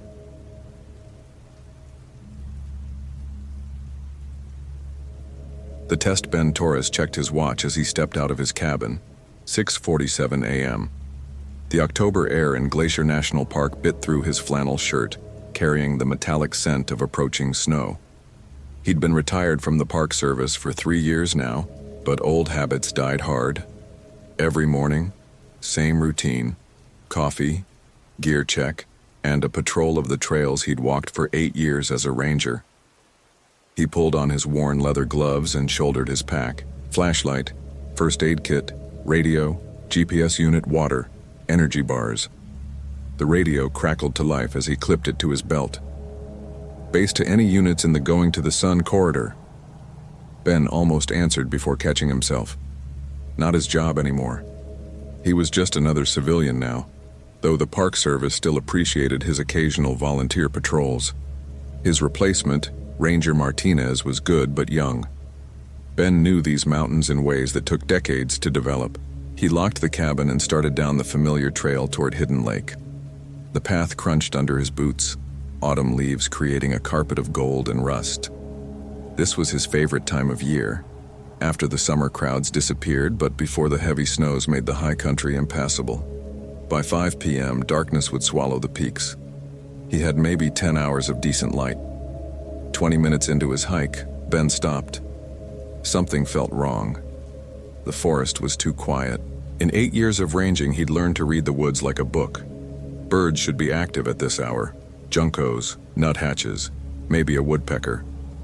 Instead, silence pressed against his eardrums like cotton. He scanned the tree line. No obvious threats, no human activity. But every instinct screamed that something was off. Ben continued up the trail, now hyper-alert. He'd learned to trust his gut. It had saved his life more than once during his ranger days. Rock slides he'd somehow sensed coming. Aggressive wildlife he'd detected before visual contact. Lost hikers he'd found by following hunches that made no logical sense. 15 minutes later, he found the first anomaly. A footprint in the soft earth beside the trail. Recent. Made within the last few hours. Ben crouched beside it, studying the tread pattern. Expensive hiking boot, size 11, probably a 200-pound man. The print was deep, suggesting a heavy pack. But here was the problem. The print pointed directly into the woods, away from any established trail. Ben stood and looked in the direction the print indicated. Dense forest, steep terrain, no logical destination. Anyone experienced enough to afford those boots would know better than to bushwhack through that area. Anyone inexperienced enough to try wouldn't last an hour. He photographed the print with his phone and continued up the main trail. The next anomaly appeared 30 minutes later. A broken branch, head high, freshly snapped. Ben examined it closely. The break was clean, deliberate. Someone had grabbed this branch and yanked it down with significant force. But why? The trail was clear here. No reason to use the branch for support or leverage, unless someone wanted to leave a sign. Ben felt the first cold touch of unease. In all his years ranging, he'd seen enough search and rescue cases to recognize the patterns. Lost hikers left signs accidentally, disturbed vegetation, dropped gear, panic tracks. This felt different, purposeful. He marked the location on his GPS and kept moving. The third anomaly made his blood run cold. Another footprint, this one in a patch of exposed dirt beside a creek crossing. Same boot, same size. But this print was impossible. It pointed back toward the trailhead. Ben checked his watch. 8:23 a.m. He'd been hiking for an hour and a half. The first print had been maybe 40 minutes behind him. This print was 30 minutes ahead. Basic math said the person who made these tracks was moving at an impossible pace, covering terrain that should take hours in mere minutes, unless there was more than one person. Ben activated his first real skill, the one that had made him legendary among his fellow rangers. His tracking ability went beyond normal human perception. He could spot disturbed earth that others missed, read age and weight from the faintest impressions, follow sign across rock and hardpan that seemed impossible. He spent 15 minutes examining the crossing. 3 more partial prints, all the same boot, no other tracks. Definitely one person, moving with purpose and speed that suggested intimate knowledge of the terrain. Professional knowledge. Ben straightened, his mind racing. This wasn't a lost hiker. This was someone with skills matching or exceeding his own. Someone who knew these mountains. Someone who was deliberately leaving sign. Someone who wanted to be followed. The radio crackled. Base to Ranger Martinez. We have a missing person report. Hiker overdue from Hidden Lake Trail, last seen yesterday evening. Ben's throat went dry. He was on the Hidden Lake Trail. Copy, base. Description? Male, approximately 45, experienced hiker. David Chen, visiting from Seattle. Family expected him back last night. Ben looked at the impossible footprint, then at the steep terrain rising ahead. An experienced hiker wouldn't leave tracks like this, wouldn't break trail into impassable terrain, wouldn't snap branches for no reason. Unless David Chen was already dead, and someone else was wearing his boots. The fourth anomaly confirmed his worst fears. A piece of orange fabric tied to a branch at eye level, fluttering in the morning breeze. Fresh, clean, deliberately placed. Ben examined it without touching. High-quality material, probably from an expensive hiking jacket. The fabric was tied with a bowline knot. Ben had spent 2 tours in the Marines before joining the Park Service. He knew knots. The bowline was a sailor's knot, not something most hikers would use for a trail marker. It was also perfectly executed, the kind of precision that suggested muscle memory developed over years. Someone with military or professional outdoor experience had left this marker. Someone who wanted Ben to know they had David Chen's gear. Ben activated his second ability, one he'd never been able to explain to anyone else. He could read the woods like a living thing, interpreting subtle changes in animal behavior, air pressure, temperature. The forest spoke to him in a language older than words. Right now, the forest was screaming. No birds within a quarter-mile radius. The few small mammals he glimpsed, chipmunks, squirrels, were agitated, moving erratically. Even the insects seemed wrong. Mosquitoes and gnats had vanished. The air itself felt heavy, charged with tension that had nothing to do with weather. Something had disrupted the natural order of this place. Something that scared every living creature except the thing causing the disturbance. Ben pulled out his radio. "This is Ben Torres, Volunteer Patrol. I need to speak with Ranger Martinez immediately." Static answered him. He tried again, adjusting frequencies. Nothing but electronic snow. His radio had worked fine at the trailhead. The equipment was in perfect condition, batteries fresh. Someone was jamming his communications. Ben checked his GPS unit.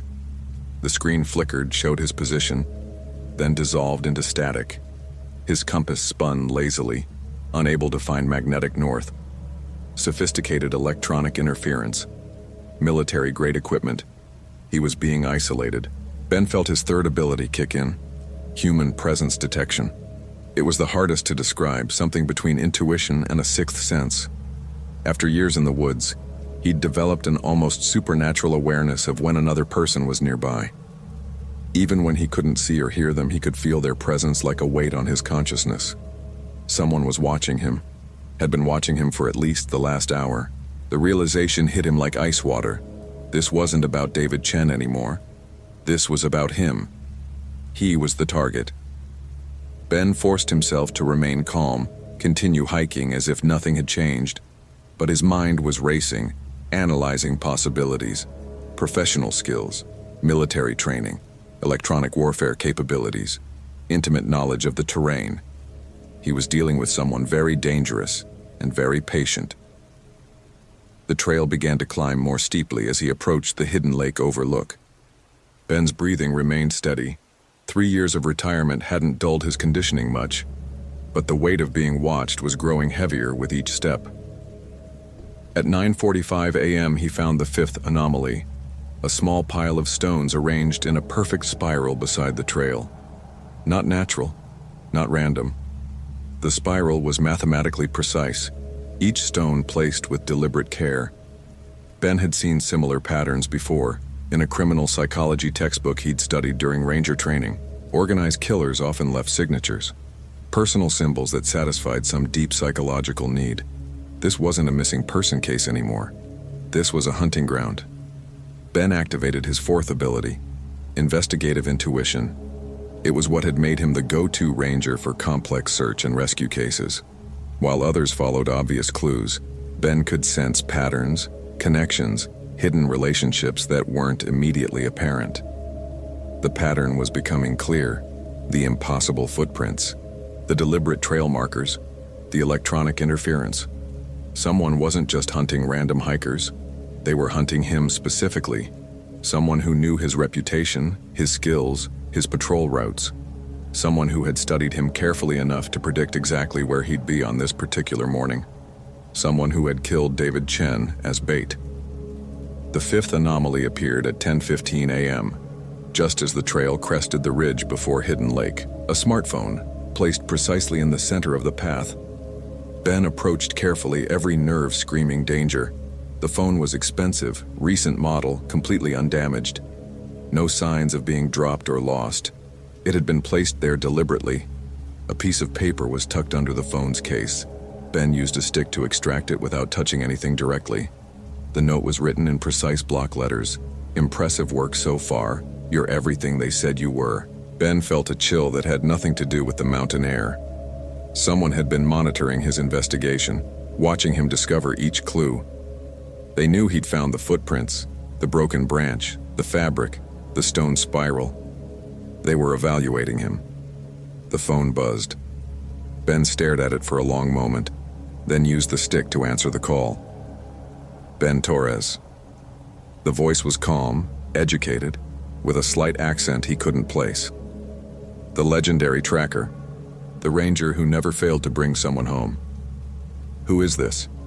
Someone who appreciates excellence when he sees it. You've passed the first phase of the test with flying colors. Test. 8 different people have walked this trail in the past month. You're the first to notice the pattern. The first to recognize that something was wrong. The first to track my movements accurately. Ben's blood ran cold. What happened to David Chen? Mr. Chen served his purpose, as did the others. But you're different. You have genuine talent, real skills. I've been watching you for weeks, studying your patterns, your capabilities. Why? Because mediocrity disgusts me. This world is full of sheep pretending to be shepherds, weaklings who think they're strong. But occasionally, very rarely, you find someone worth testing. Ben heard the madness underneath the calm tone. You're sick. I'm selective. Do you know how many people call themselves outdoorsmen? How many claim to have survival skills, tracking abilities, wilderness expertise? Thousands. And 99% of them would die in these mountains within hours if their GPS failed. But not you. No, not me. And not you either. That's why you're here. Ben felt his fifth ability surge, natural orientation. Even with his electronic equipment compromised, he could sense direction, elevation, distance traveled. He was still on the main trail, roughly 2 miles from the trailhead, with the Hidden Lake overlook another half-mile ahead. But more importantly, his sense of spatial positioning told him where the call was coming from. The voice had a subtle echo, a particular resonance that suggested elevation and enclosure. The old ranger station, abandoned for 5 years, but still standing on the ridge above Hidden Lake. You're wondering where I am? The voice continued, using that remarkable spatial awareness of yours to triangulate my position, another impressive ability. Ben said nothing. I know all about your reputation, Ben. The impossible rescues, the tracks you could follow across bare rock, the way you could find lost hikers when everyone else had given up. How? I make it my business to study excellence, and you, my friend, are genuinely excellent at what you do. The line went dead. Ben stood alone on the mountain trail, surrounded by the vast silence of the forest.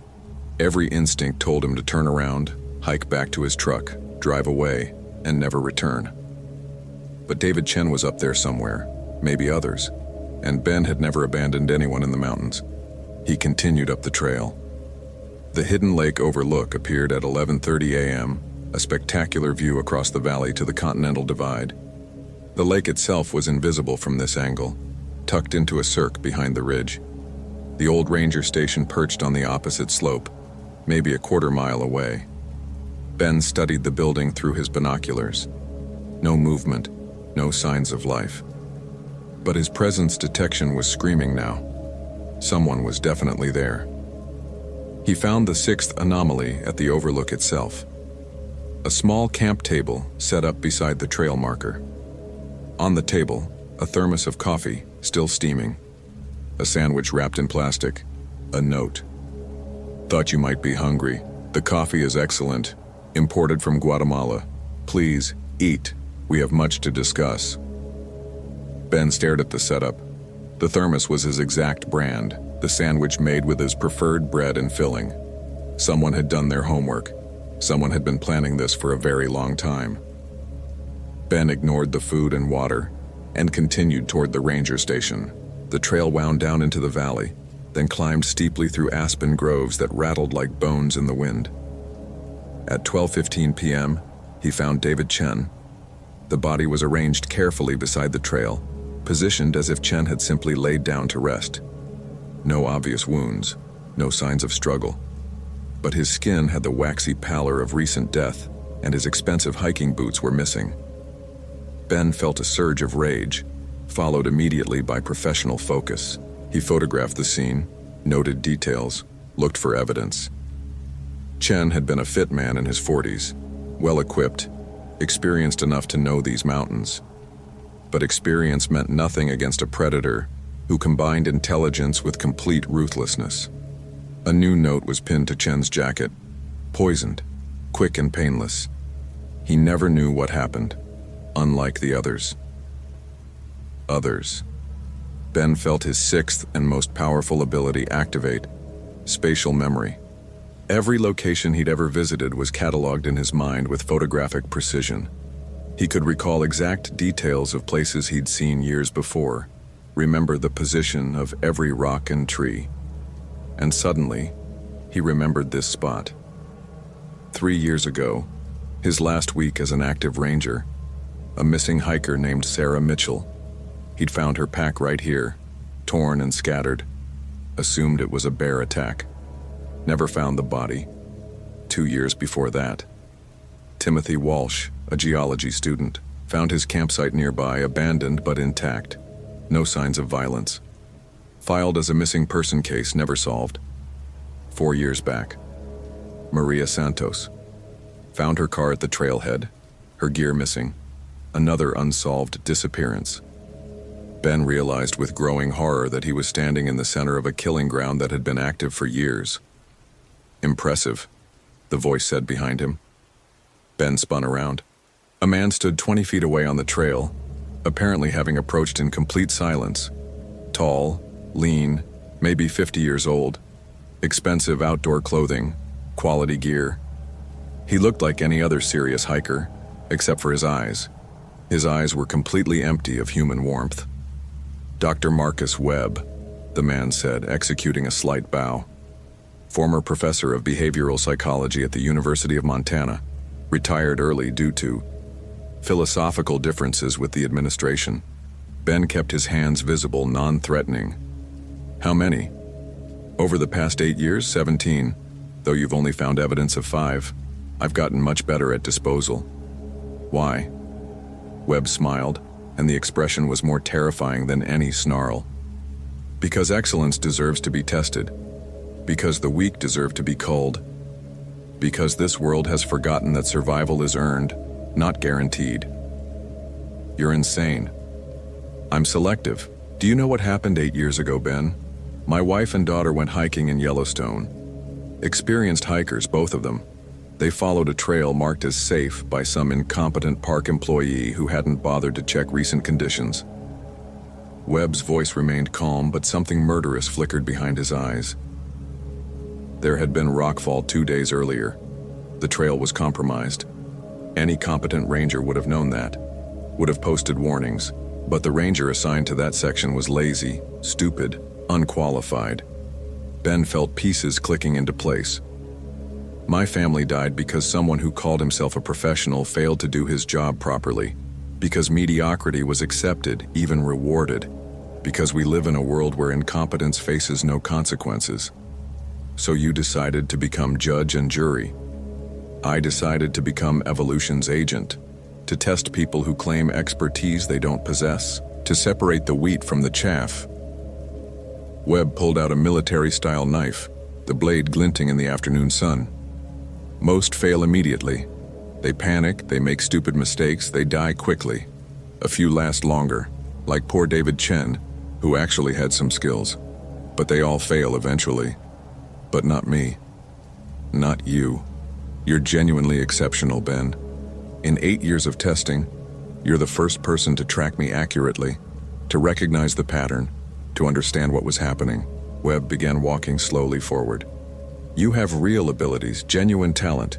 You could have been one of the greats. Could have been? Past tense, I'm afraid, because while I respect your skills, I can't allow you to leave. You know too much. You've seen too much. Ben backed away, his mind racing. Webb was obviously skilled, well-equipped, and completely ruthless. Direct confrontation would be suicide. But Ben had one advantage. He knew these mountains better than anyone alive. You made a mistake, Ben said. Webb paused. Enlighten me. You chose the wrong hunting ground. Ben turned and ran, not down the main trail, where Webb could easily follow, but straight up the steep slope toward the cirque that held Hidden Lake. It was a brutal climb, nearly vertical in places that would test the limits of even an experienced mountaineer. But Ben had climbed it dozens of times during his ranger years. He heard Webb following, moving with impressive speed and skill. The man was in excellent condition, technically proficient and clearly experienced in this type of pursuit. But he didn't know the secret route. Ben angled left toward what looked like a dead-end cliff face, then squeezed through a narrow chimney hidden behind a fallen tree. The passage was invisible unless you knew exactly where to look, a shortcut that cut 15 minutes off the standard route. Webb's footsteps paused, then receded as he was forced to find an alternate path. Ben emerged onto the ledge system that ringed Hidden Lake, his lungs burning from the altitude and exertion. The lake stretched below him, a perfect mirror reflecting the surrounding peaks.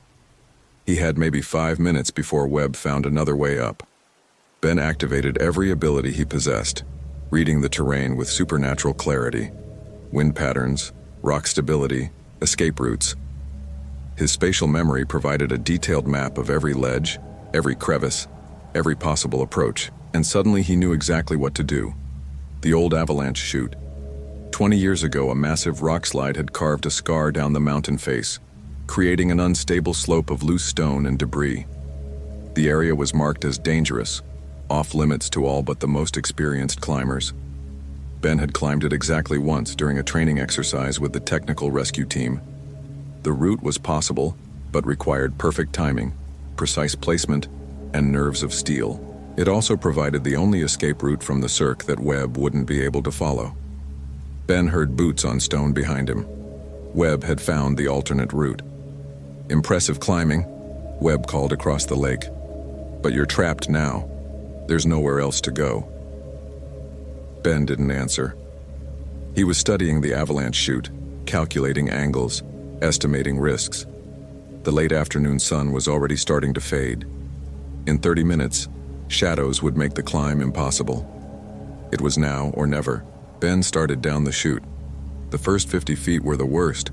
Loose rock that shifted under every step, handholds that crumbled when he put weight on them. One mistake would send him tumbling 500 feet to the valley floor. But his natural orientation ability was working overtime, guiding his hands and feet to the most stable holds, warning him away from the worst hazards. Behind him, Webb appeared at the top of the chute. "You're going to kill yourself," Webb shouted. "No one can climb that safely." Ben kept descending, his movements becoming more confident as he found the rhythm of the route. His spatial memory was providing perfect detail of every hold, every stance, every safe rest position. Webb started down after him. For 10 minutes, it was the most terrifying race of Ben's life. Both men climbed with desperate speed, fighting gravity and loose rock with equal intensity. Webb was skilled, but he lacked Ben's intimate knowledge of this particular route. Then Ben heard the crack, a sound like thunder echoing off the mountain walls. Above him, Webb had grabbed a handhold that looked solid, but was actually balanced on a single point of contact. The hold failed. Webb fell 20 feet before catching himself on a small ledge, his body slamming into the rock face with brutal force. Ben heard him grunt in pain, saw blood on his hands, but Webb didn't give up. Even injured, he continued the descent with grim determination. That's when Ben made his second crucial realization. Webb was making the same mistake that had killed his family 8 years ago. He was following a route without checking current conditions. The avalanche chute was unstable. It had been unstable for years. The recent autumn storms had made it even more dangerous, loosening rocks that had been stable for months. Every step Webb took was making the situation worse. Ben increased his pace, practically flying down the last section of the route. He needed to get clear before the avalanche started small. A few pebbles, then larger stones, then a growing cascade of debris. Ben was already below the danger zone, but Webb was still in the heart of the slide path. Ben looked back to see Webb fighting desperately against the flow of rock, trying to find solid handholds in a mountain face that was coming apart around him. For a moment, their eyes met across the chaos. Even then, even facing death, Webb managed a small smile of genuine admiration. "Well played," he called out, his voice barely audible over the rumble of falling stone. Then the mountain claimed him. Ben reached the valley floor as the last echoes faded across the peaks. Above him, the avalanche chute was scarred with fresh rockfall, tons of debris that would take months to stabilize. He activated his radio, relieved to find it working again now that he was away from Webb's jamming equipment. "Base, this is Ben Torres. I need search and rescue at Hidden Lake immediately. Multiple casualties, including one confirmed fatality." The response was immediate. "Ben, we've been trying to reach you for hours. Are you all right?" Ben looked back up the mountain where a genius killer had finally made the same type of mistake that had destroyed his family, the same type of mistake that destroyed everyone eventually. The assumption that intelligence alone was enough, that planning could eliminate all variables, that human judgment could replace intimate knowledge. "I'm fine," Ben said, "but we need to search the area thoroughly. There may be more victims." It took 3 days to recover all the evidence. 17 burial sites spanning 8 years. Personal effects from dozens of victims. Detailed journals documenting Webb's selection process, his methods, his psychological justifications. The man had been brilliant, methodical, and completely insane. Ben found himself sitting by Hidden Lake a week later, watching the sunrise paint the mountains gold and crimson. The place would always be contaminated for him now, forever associated with death and madness. But it was still beautiful. His phone buzzed. A text from Ranger Martinez. "Thought you should know. We found Webb's truck yesterday. Had surveillance equipment, detailed files on dozens of potential victims, including you. Photos, schedule analysis, behavioral profiles going back months." Ben deleted the message and put his phone away. He'd known, of course. Had known from the moment he found that first impossible footprint. Webb had been hunting him specifically, had studied him the way a scientist studies a lab rat. But the predator had made one crucial error. He'd assumed that Ben's abilities were just enhanced versions of normal human skills. Better tracking, better observation, better intuition. Webb had never understood that Ben's connection to these mountains went deeper than training or experience. It was something closer to instinct, to cellular memory, to a relationship built over decades of intimate contact with this landscape. You couldn't study that. You couldn't plan for it. You could only earn it through years of patient attention, of learning to listen when the mountain spoke. Ben stood up, shouldered his pack, and started back down the trail. Tomorrow he'd return to his retirement, to his quiet cabin and his peaceful mornings. But today he was still a ranger, still someone who brought people home, even if sometimes the only thing he brought back was justice.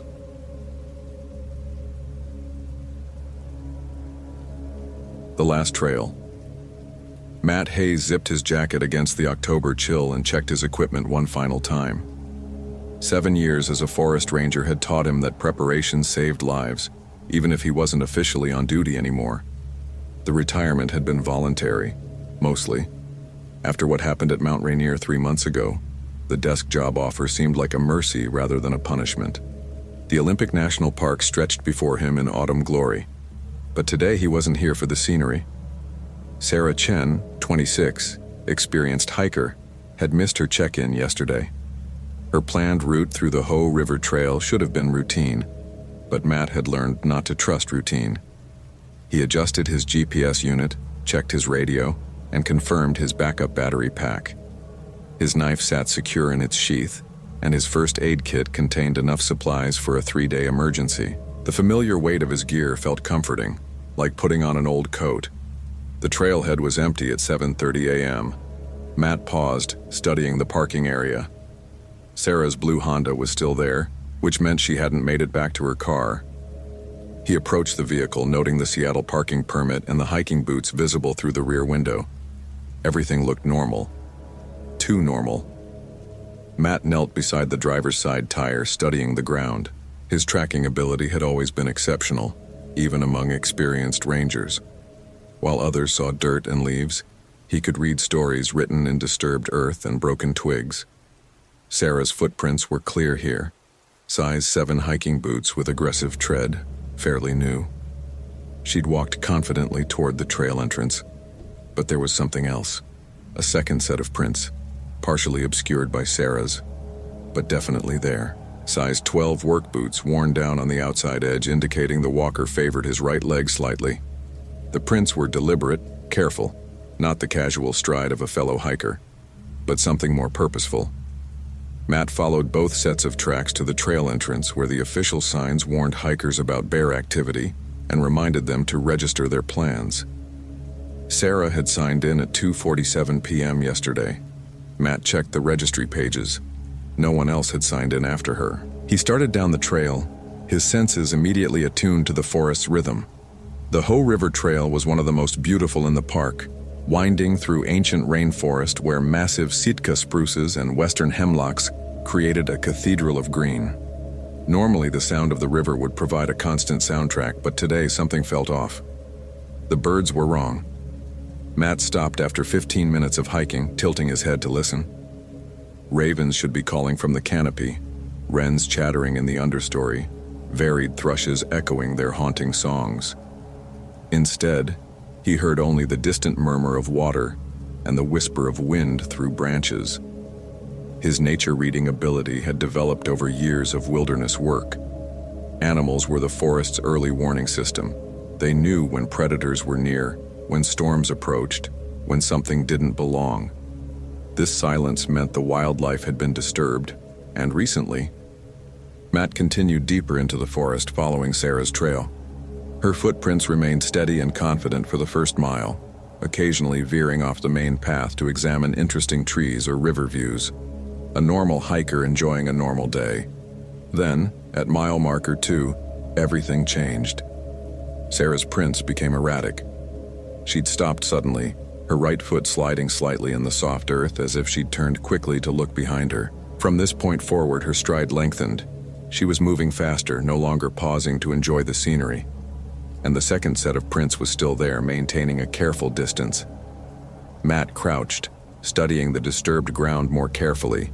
The stalking prints showed deliberate placement, heel-to-toe steps that would minimize noise. Whoever was following Sarah knew how to move through the forest without being detected. The sensation hit him like a physical weight. Someone was watching him. Matt's human presence detection had saved his life twice during his ranger career. It wasn't mystical, just an unconscious compilation of subtle signals. The feeling of eyes on him, minute changes in ambient sound, the primitive awareness that every human possessed but most had learned to ignore. Right now, every instinct screamed that he was being observed. He didn't look around immediately. Instead, he continued examining the tracks while using his peripheral vision to scan the surrounding forest. The watcher was good. No obvious movement, no reflected light from equipment.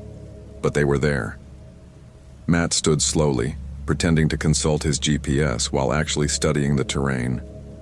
The trail curved ahead around a massive fallen log, creating perfect concealment for someone who wanted to observe without being seen. Dense undergrowth on both sides would provide multiple escape routes. "Sarah?" he called out, his voice carrying clearly through the still air. "Sarah Chen? I'm Matt Hayes, search and rescue." The echo of his voice faded, leaving only silence. No response, but something else. the almost imperceptible sound of movement in the undergrowth, perhaps 50 yards ahead and to his right. Not the random noise of an animal, but purposeful displacement, as if someone was repositioning themselves.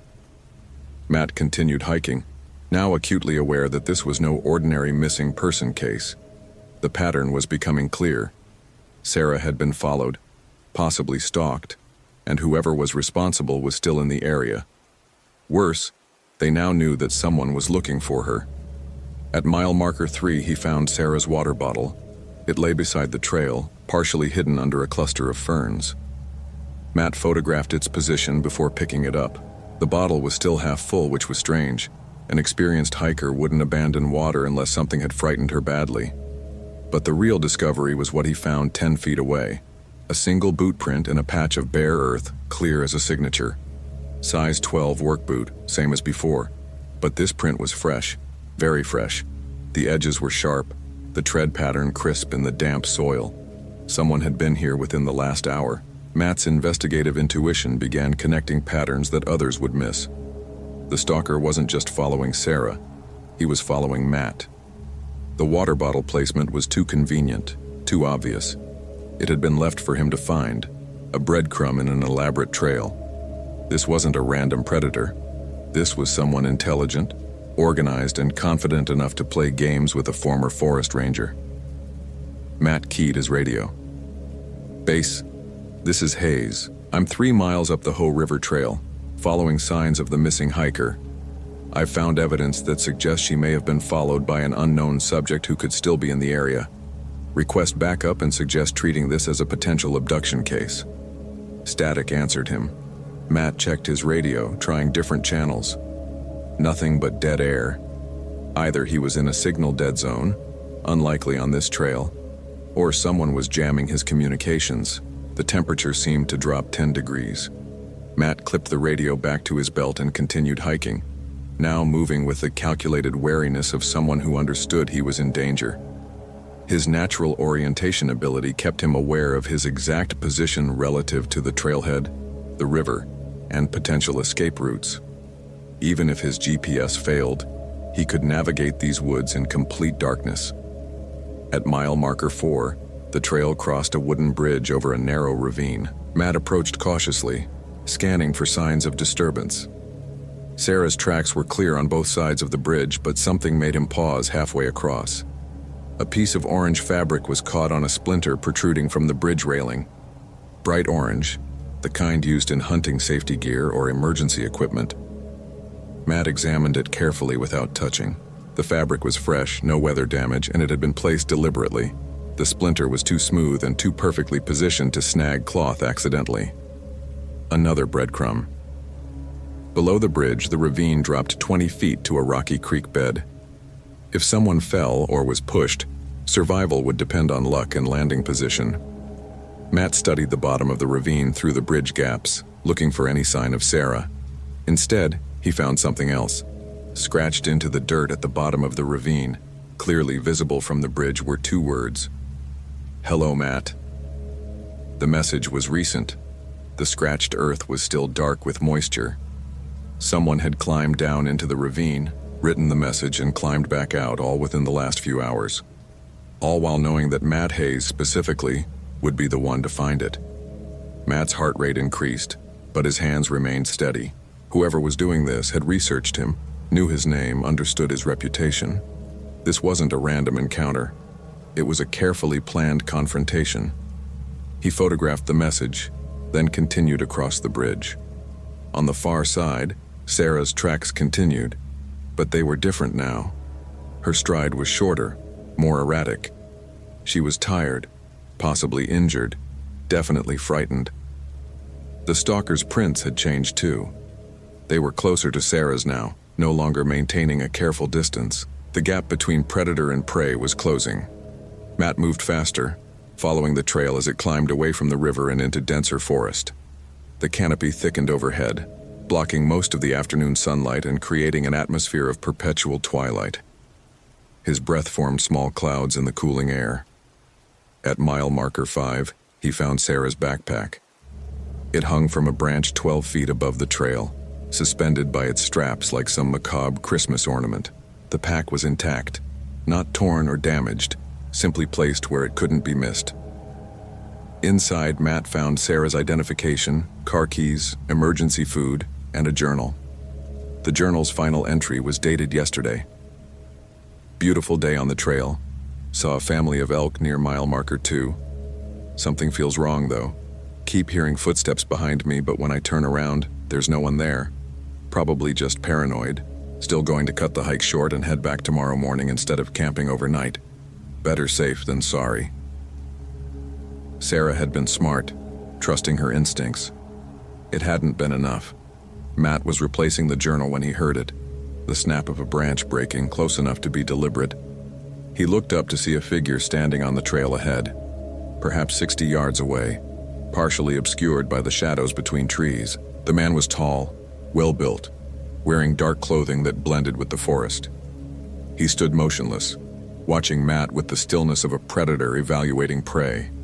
Even at this distance, Matt could feel the intelligence in that gaze, the cold calculation of someone supremely confident in his abilities. "You're better than I expected," the man called out, his voice carrying clearly through the still air. Finding the tracks, interpreting the signs, recognizing the pattern. Most searchers would have missed half the clues I left. Matt didn't respond immediately. Instead, he used the time to study his opponent, memorizing details.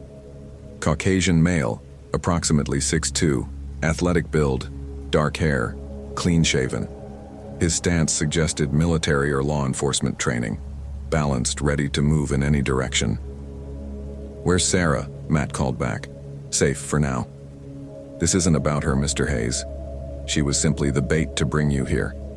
The man took a step closer, moving with the fluid grace of someone completely at home in the wilderness. "I've been studying you for months. Your reputation, your methods, your famous intuition. I wanted to test myself against the best." "Test yourself at what?" "Survival of the fittest, Mr. Hayes. The fundamental law that governs all life." Another step closer. "I'm Dr. Richard Kellerman. Perhaps you've heard the name." Matt had heard it.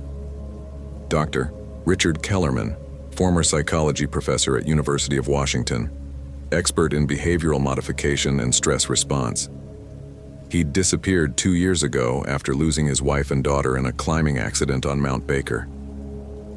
"The accident wasn't an accident, was it?" Matt said, pieces falling into place. "Very good. No, it wasn't." Kellerman's voice carried no emotion, just clinical detachment.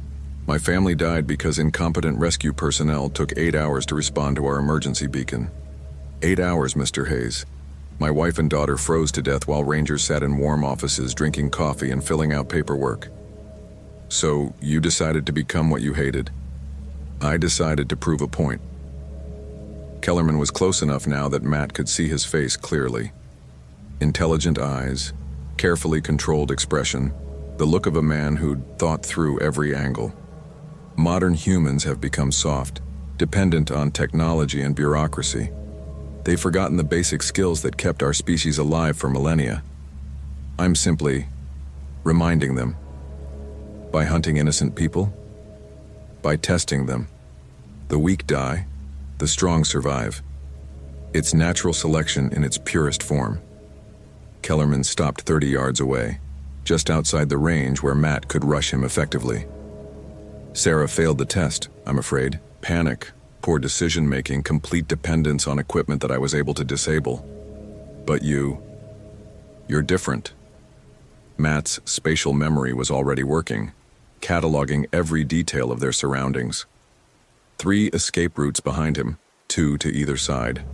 The terrain favored someone with his forest experience, but Kellerman had chosen this location carefully. Limited cover, good sight lines in all directions. What happened to Sarah? She's alive, secured about 2 miles from here. Consider her a prize to be won. Kellerman reached into his jacket and produced a small electronic device. This is the GPS locator for her position, but you'll have to earn it. What kind of game are you playing? The oldest game in the world, Mr. Hayes. Predator and prey, hunter and hunted. But with a twist, we take turns. Kellerman smiled, and the expression was genuinely warm, almost friendly. I've handicapped myself to make things fair. No firearms, no high-tech equipment, just knowledge and skill. Exactly the kind of challenge someone with your abilities should appreciate. Matt felt the weight of the situation settling on him. This wasn't a rescue mission anymore.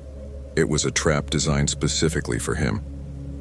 Kellerman had studied his methods, understood his psychology, crafted a scenario that would draw him in and isolate him from help.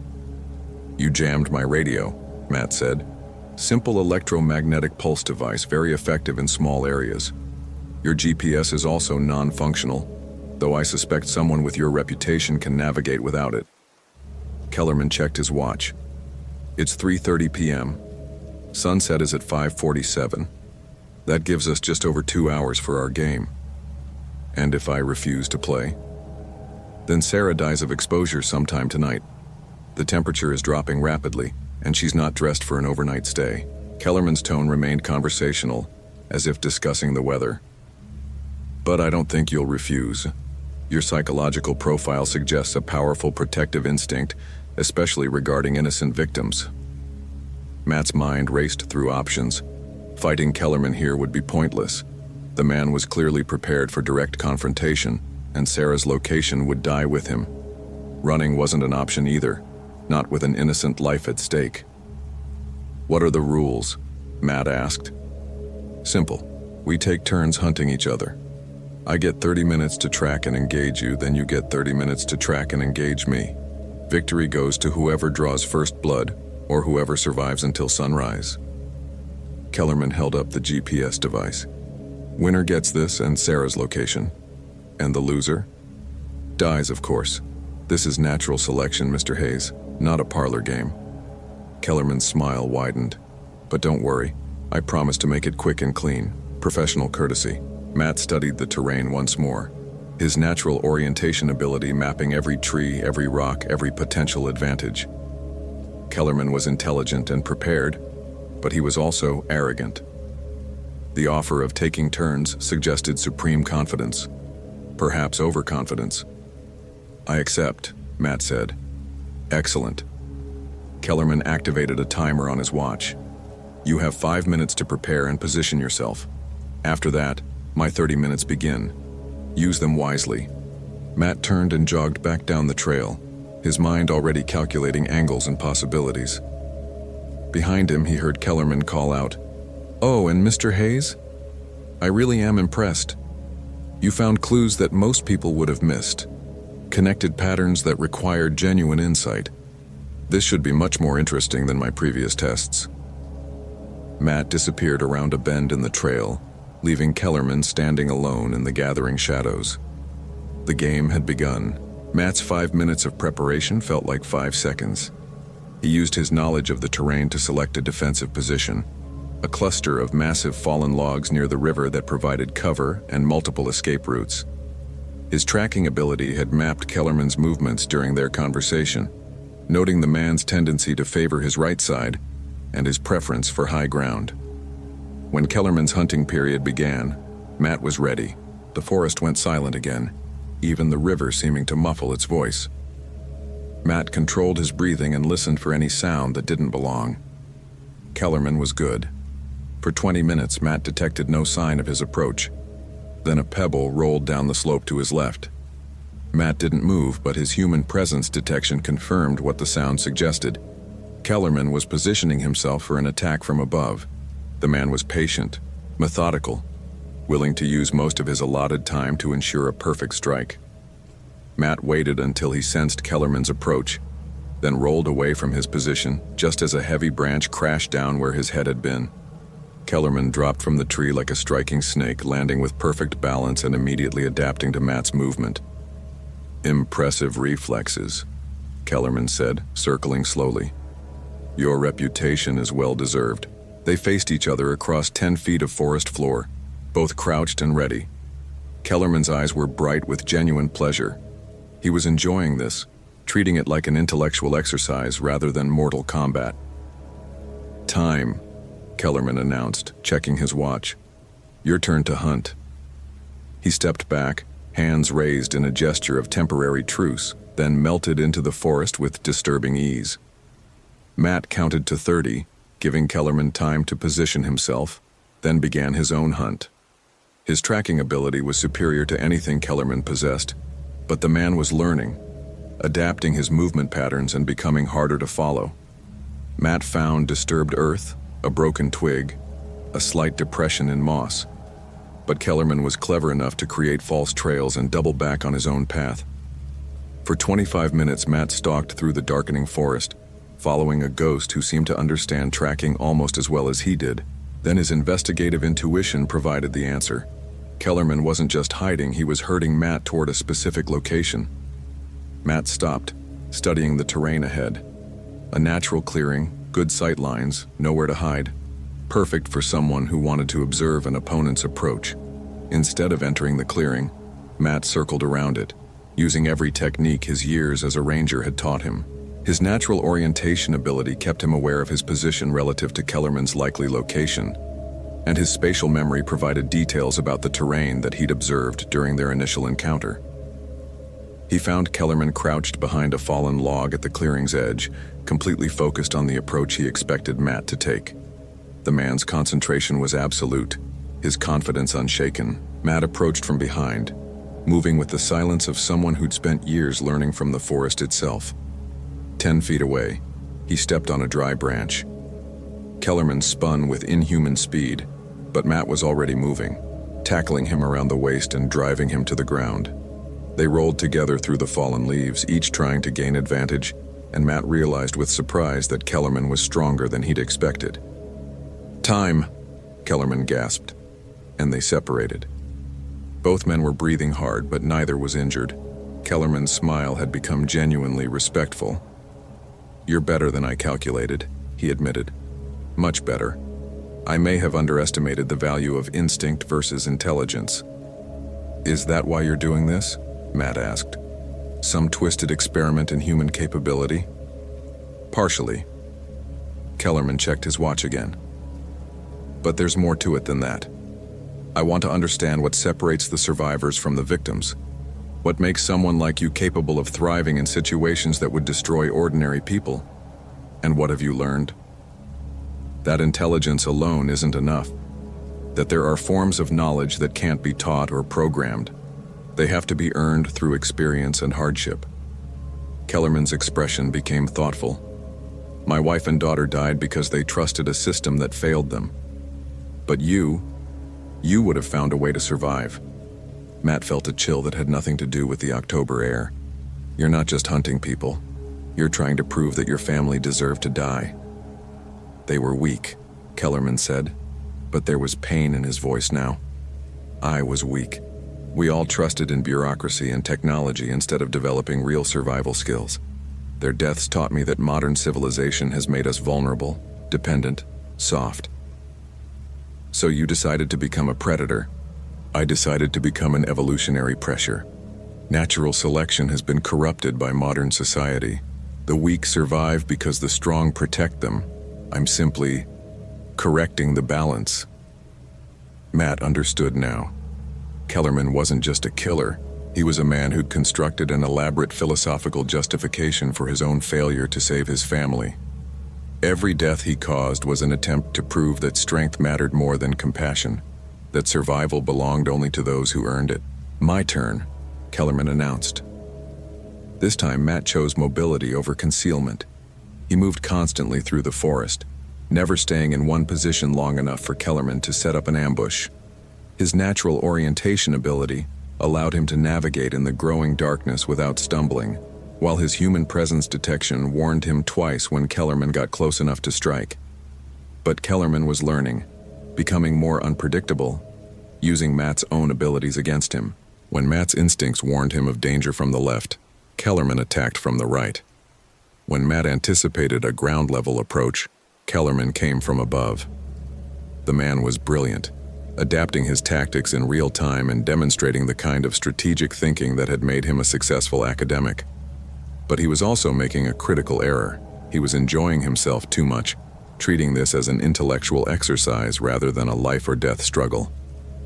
"Time," Matt called out. His turn again.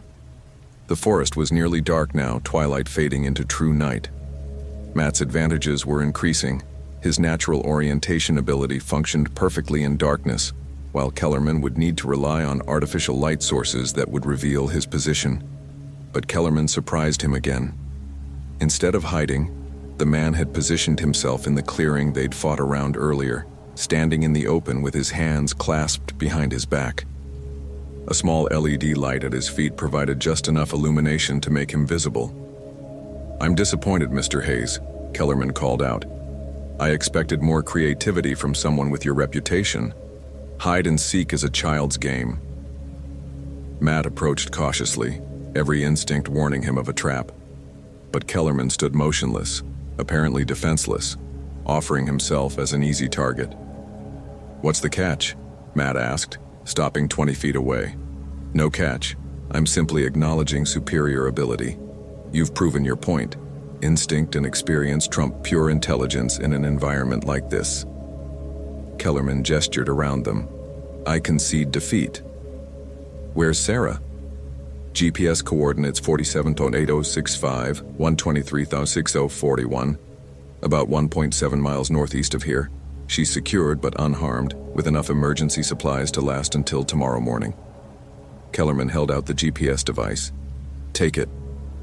Matt didn't move. His investigative intuition was screaming warnings, but he couldn't identify the specific threat. Kellerman appeared genuinely defeated, genuinely respectful of Matt's abilities. "What aren't you telling me?" "Nothing relevant to Sarah's rescue. She's exactly where I said she is, in exactly the condition I described." Kellerman's smile returned. "But you're right to be suspicious. I do have one final lesson to teach." Matt tensed, ready to fight or flee. "The lesson is about the nature of predation, Mr. Hayes. You've been thinking of this as a contest between us, predator versus predator, hunter versus hunter, but that's not what this was."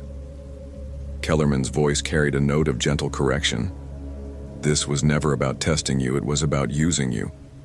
Using me for what? To perfect my methods, to identify weaknesses in my approach, to learn from someone genuinely skilled so that future tests would be more educational." Kellerman checked his watch. "You've provided exactly the data I needed. Now I can refine my techniques and apply them to subjects who won't be as challenging as you." Matt felt ice forming in his stomach.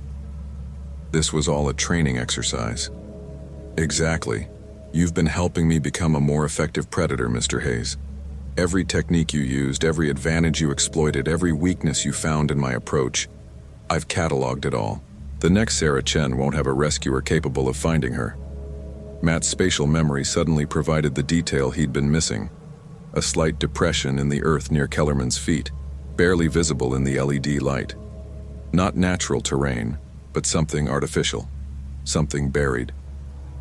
"Pressure plate," Matt said. "Very good. One last test of your observational skills." Kellerman nodded approvingly. "The moment I move away from this spot, Sarah dies. Explosive device remotely triggered, completely reliable. So you have a choice. Take the GPS and let me walk away to continue my work, or try to stop me and guarantee an innocent woman's death." Matt stared at the man who'd orchestrated this entire scenario. Kellerman had never intended to be captured or killed. He'd planned this as a learning experience from the beginning, using Sarah as leverage and Matt as an unwitting instructor. "You're insane," Matt said. "I'm evolved. I've moved beyond the artificial constraints that limit most humans. Compassion, morality, the protection of the weak. Natural selection doesn't recognize mercy, Mr. Hayes. Only results." Kellerman held out the GPS device again. "Take it. Save Sarah. Let me continue my work of strengthening the species." Matt's mind raced through possibilities. Kellerman was too far away to tackle before he could step off the pressure plate. The explosive device was certainly real. The man was too intelligent to bluff with a fake threat. Any direct action would result in Sarah's death. But Matt's spatial memory was providing another detail, something he'd noticed during their initial encounter but hadn't consciously processed. A small metallic glint in Kellerman's jacket pocket. visible when he'd reached for the GPS device earlier. Not a weapon, a backup detonator. "You're not standing on a pressure plate," Matt said. "You're holding a dead man's switch." Kellerman's smile faltered for just a moment. "Very observant. Yes, if my hand releases this device, Sarah dies immediately. The pressure plate story was a useful fiction to keep you at a distance. Which means, if you die, she dies." "Precisely. So you have the same choice with better information. Take the GPS and let me go, or attack me and guarantee Sarah's death." Kellerman's confidence returned. "Either way, I win. Either I walk away free to continue my work, or I die a martyr knowing that my final lesson was the most important one." Matt studied Kellerman's face in the LED light. The man was telling the truth. He would rather die than be captured, and he would take Sarah with him. But there was something else in his expression, a satisfaction that suggested he'd already achieved his primary goal. "You never intended to let Sarah go either way, did you?" "Of course not. She's a witness, a liability, but her death will serve a greater purpose. It will teach you that good intentions and noble motives are meaningless in the face of superior planning." Kellerman's voice carried genuine warmth. "Consider it my gift to you, Mr. Hayes. A lesson in the reality of predation that you'll carry for the rest of your life." Matt felt the weight of the situation crushing down on him. Kellerman had constructed a perfect trap. Any action Matt took would result in Sarah's death and Kellerman's victory. The man had anticipated every possible response and planned accordingly. But there was one thing Kellerman hadn't anticipated: Matt's refusal to accept impossible choices. "There's a third option," Matt said. "Is there? I'd be fascinated to hear it." Matt's spatial memory provided the answer.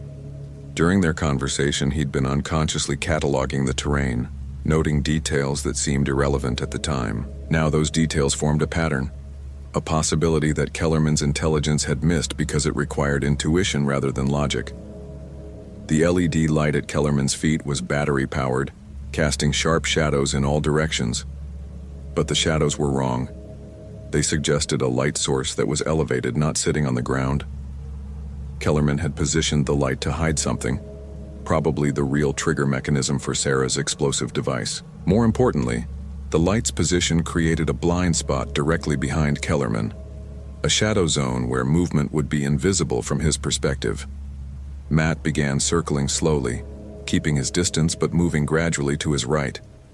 Kellerman turned to track him, maintaining eye contact, but the man's attention was focused on Matt's hands and posture, watching for signs of an impending attack.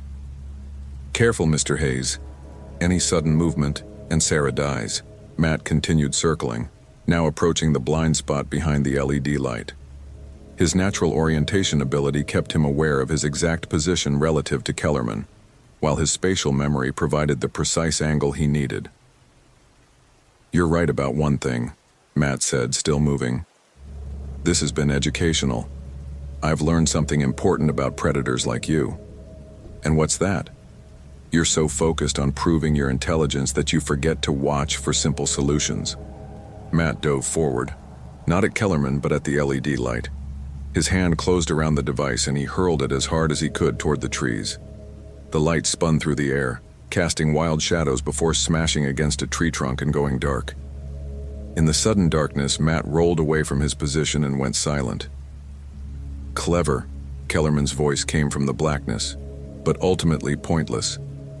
I can still trigger the device, and you can't see to attack me effectively." But Matt didn't need to see. His spatial memory held a perfect map of Kellerman's position, and his years of forest experience had taught him to navigate by sound and instinct. He moved silently through the darkness, circling around behind Kellerman's last known position. "You're making a mistake, Mr. Hayes. Even if you somehow manage to kill me, you'll never find Sarah in time. The GPS coordinates I gave you were false, naturally. She's already dead." Matt found Kellerman by the sound of his voice and tackled him from behind, driving him to the ground and immediately grappling for the dead man's switch. They fought silently in the darkness, rolling through fallen leaves and around tree roots, each trying to gain advantage. Kellerman was strong and well-trained, But Matt had spent 7 years learning to fight in environments like this. He used Kellerman's momentum against him, redirecting the man's attacks and gradually wearing him down. "You can't win," Kellerman gasped during a brief separation. "Even if you kill me, you've learned nothing, you've saved no one. You've simply repeated the same cycle of violence that created me in the first place."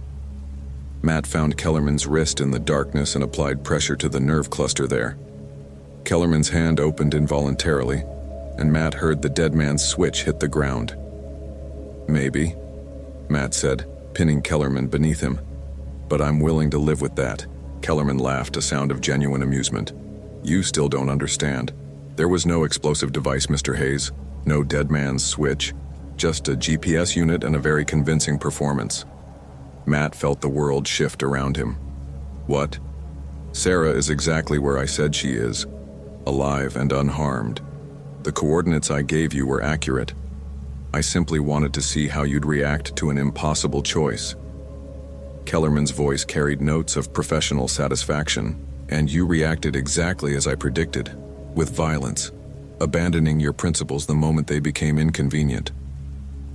Matt stared down at the man he was holding, understanding flooding through him. This was all part of the lesson. The most important part. You've just proven that anyone can become a predator given the right circumstances. That morality is a luxury that disappears under sufficient pressure. That the only difference between us is opportunity and justification.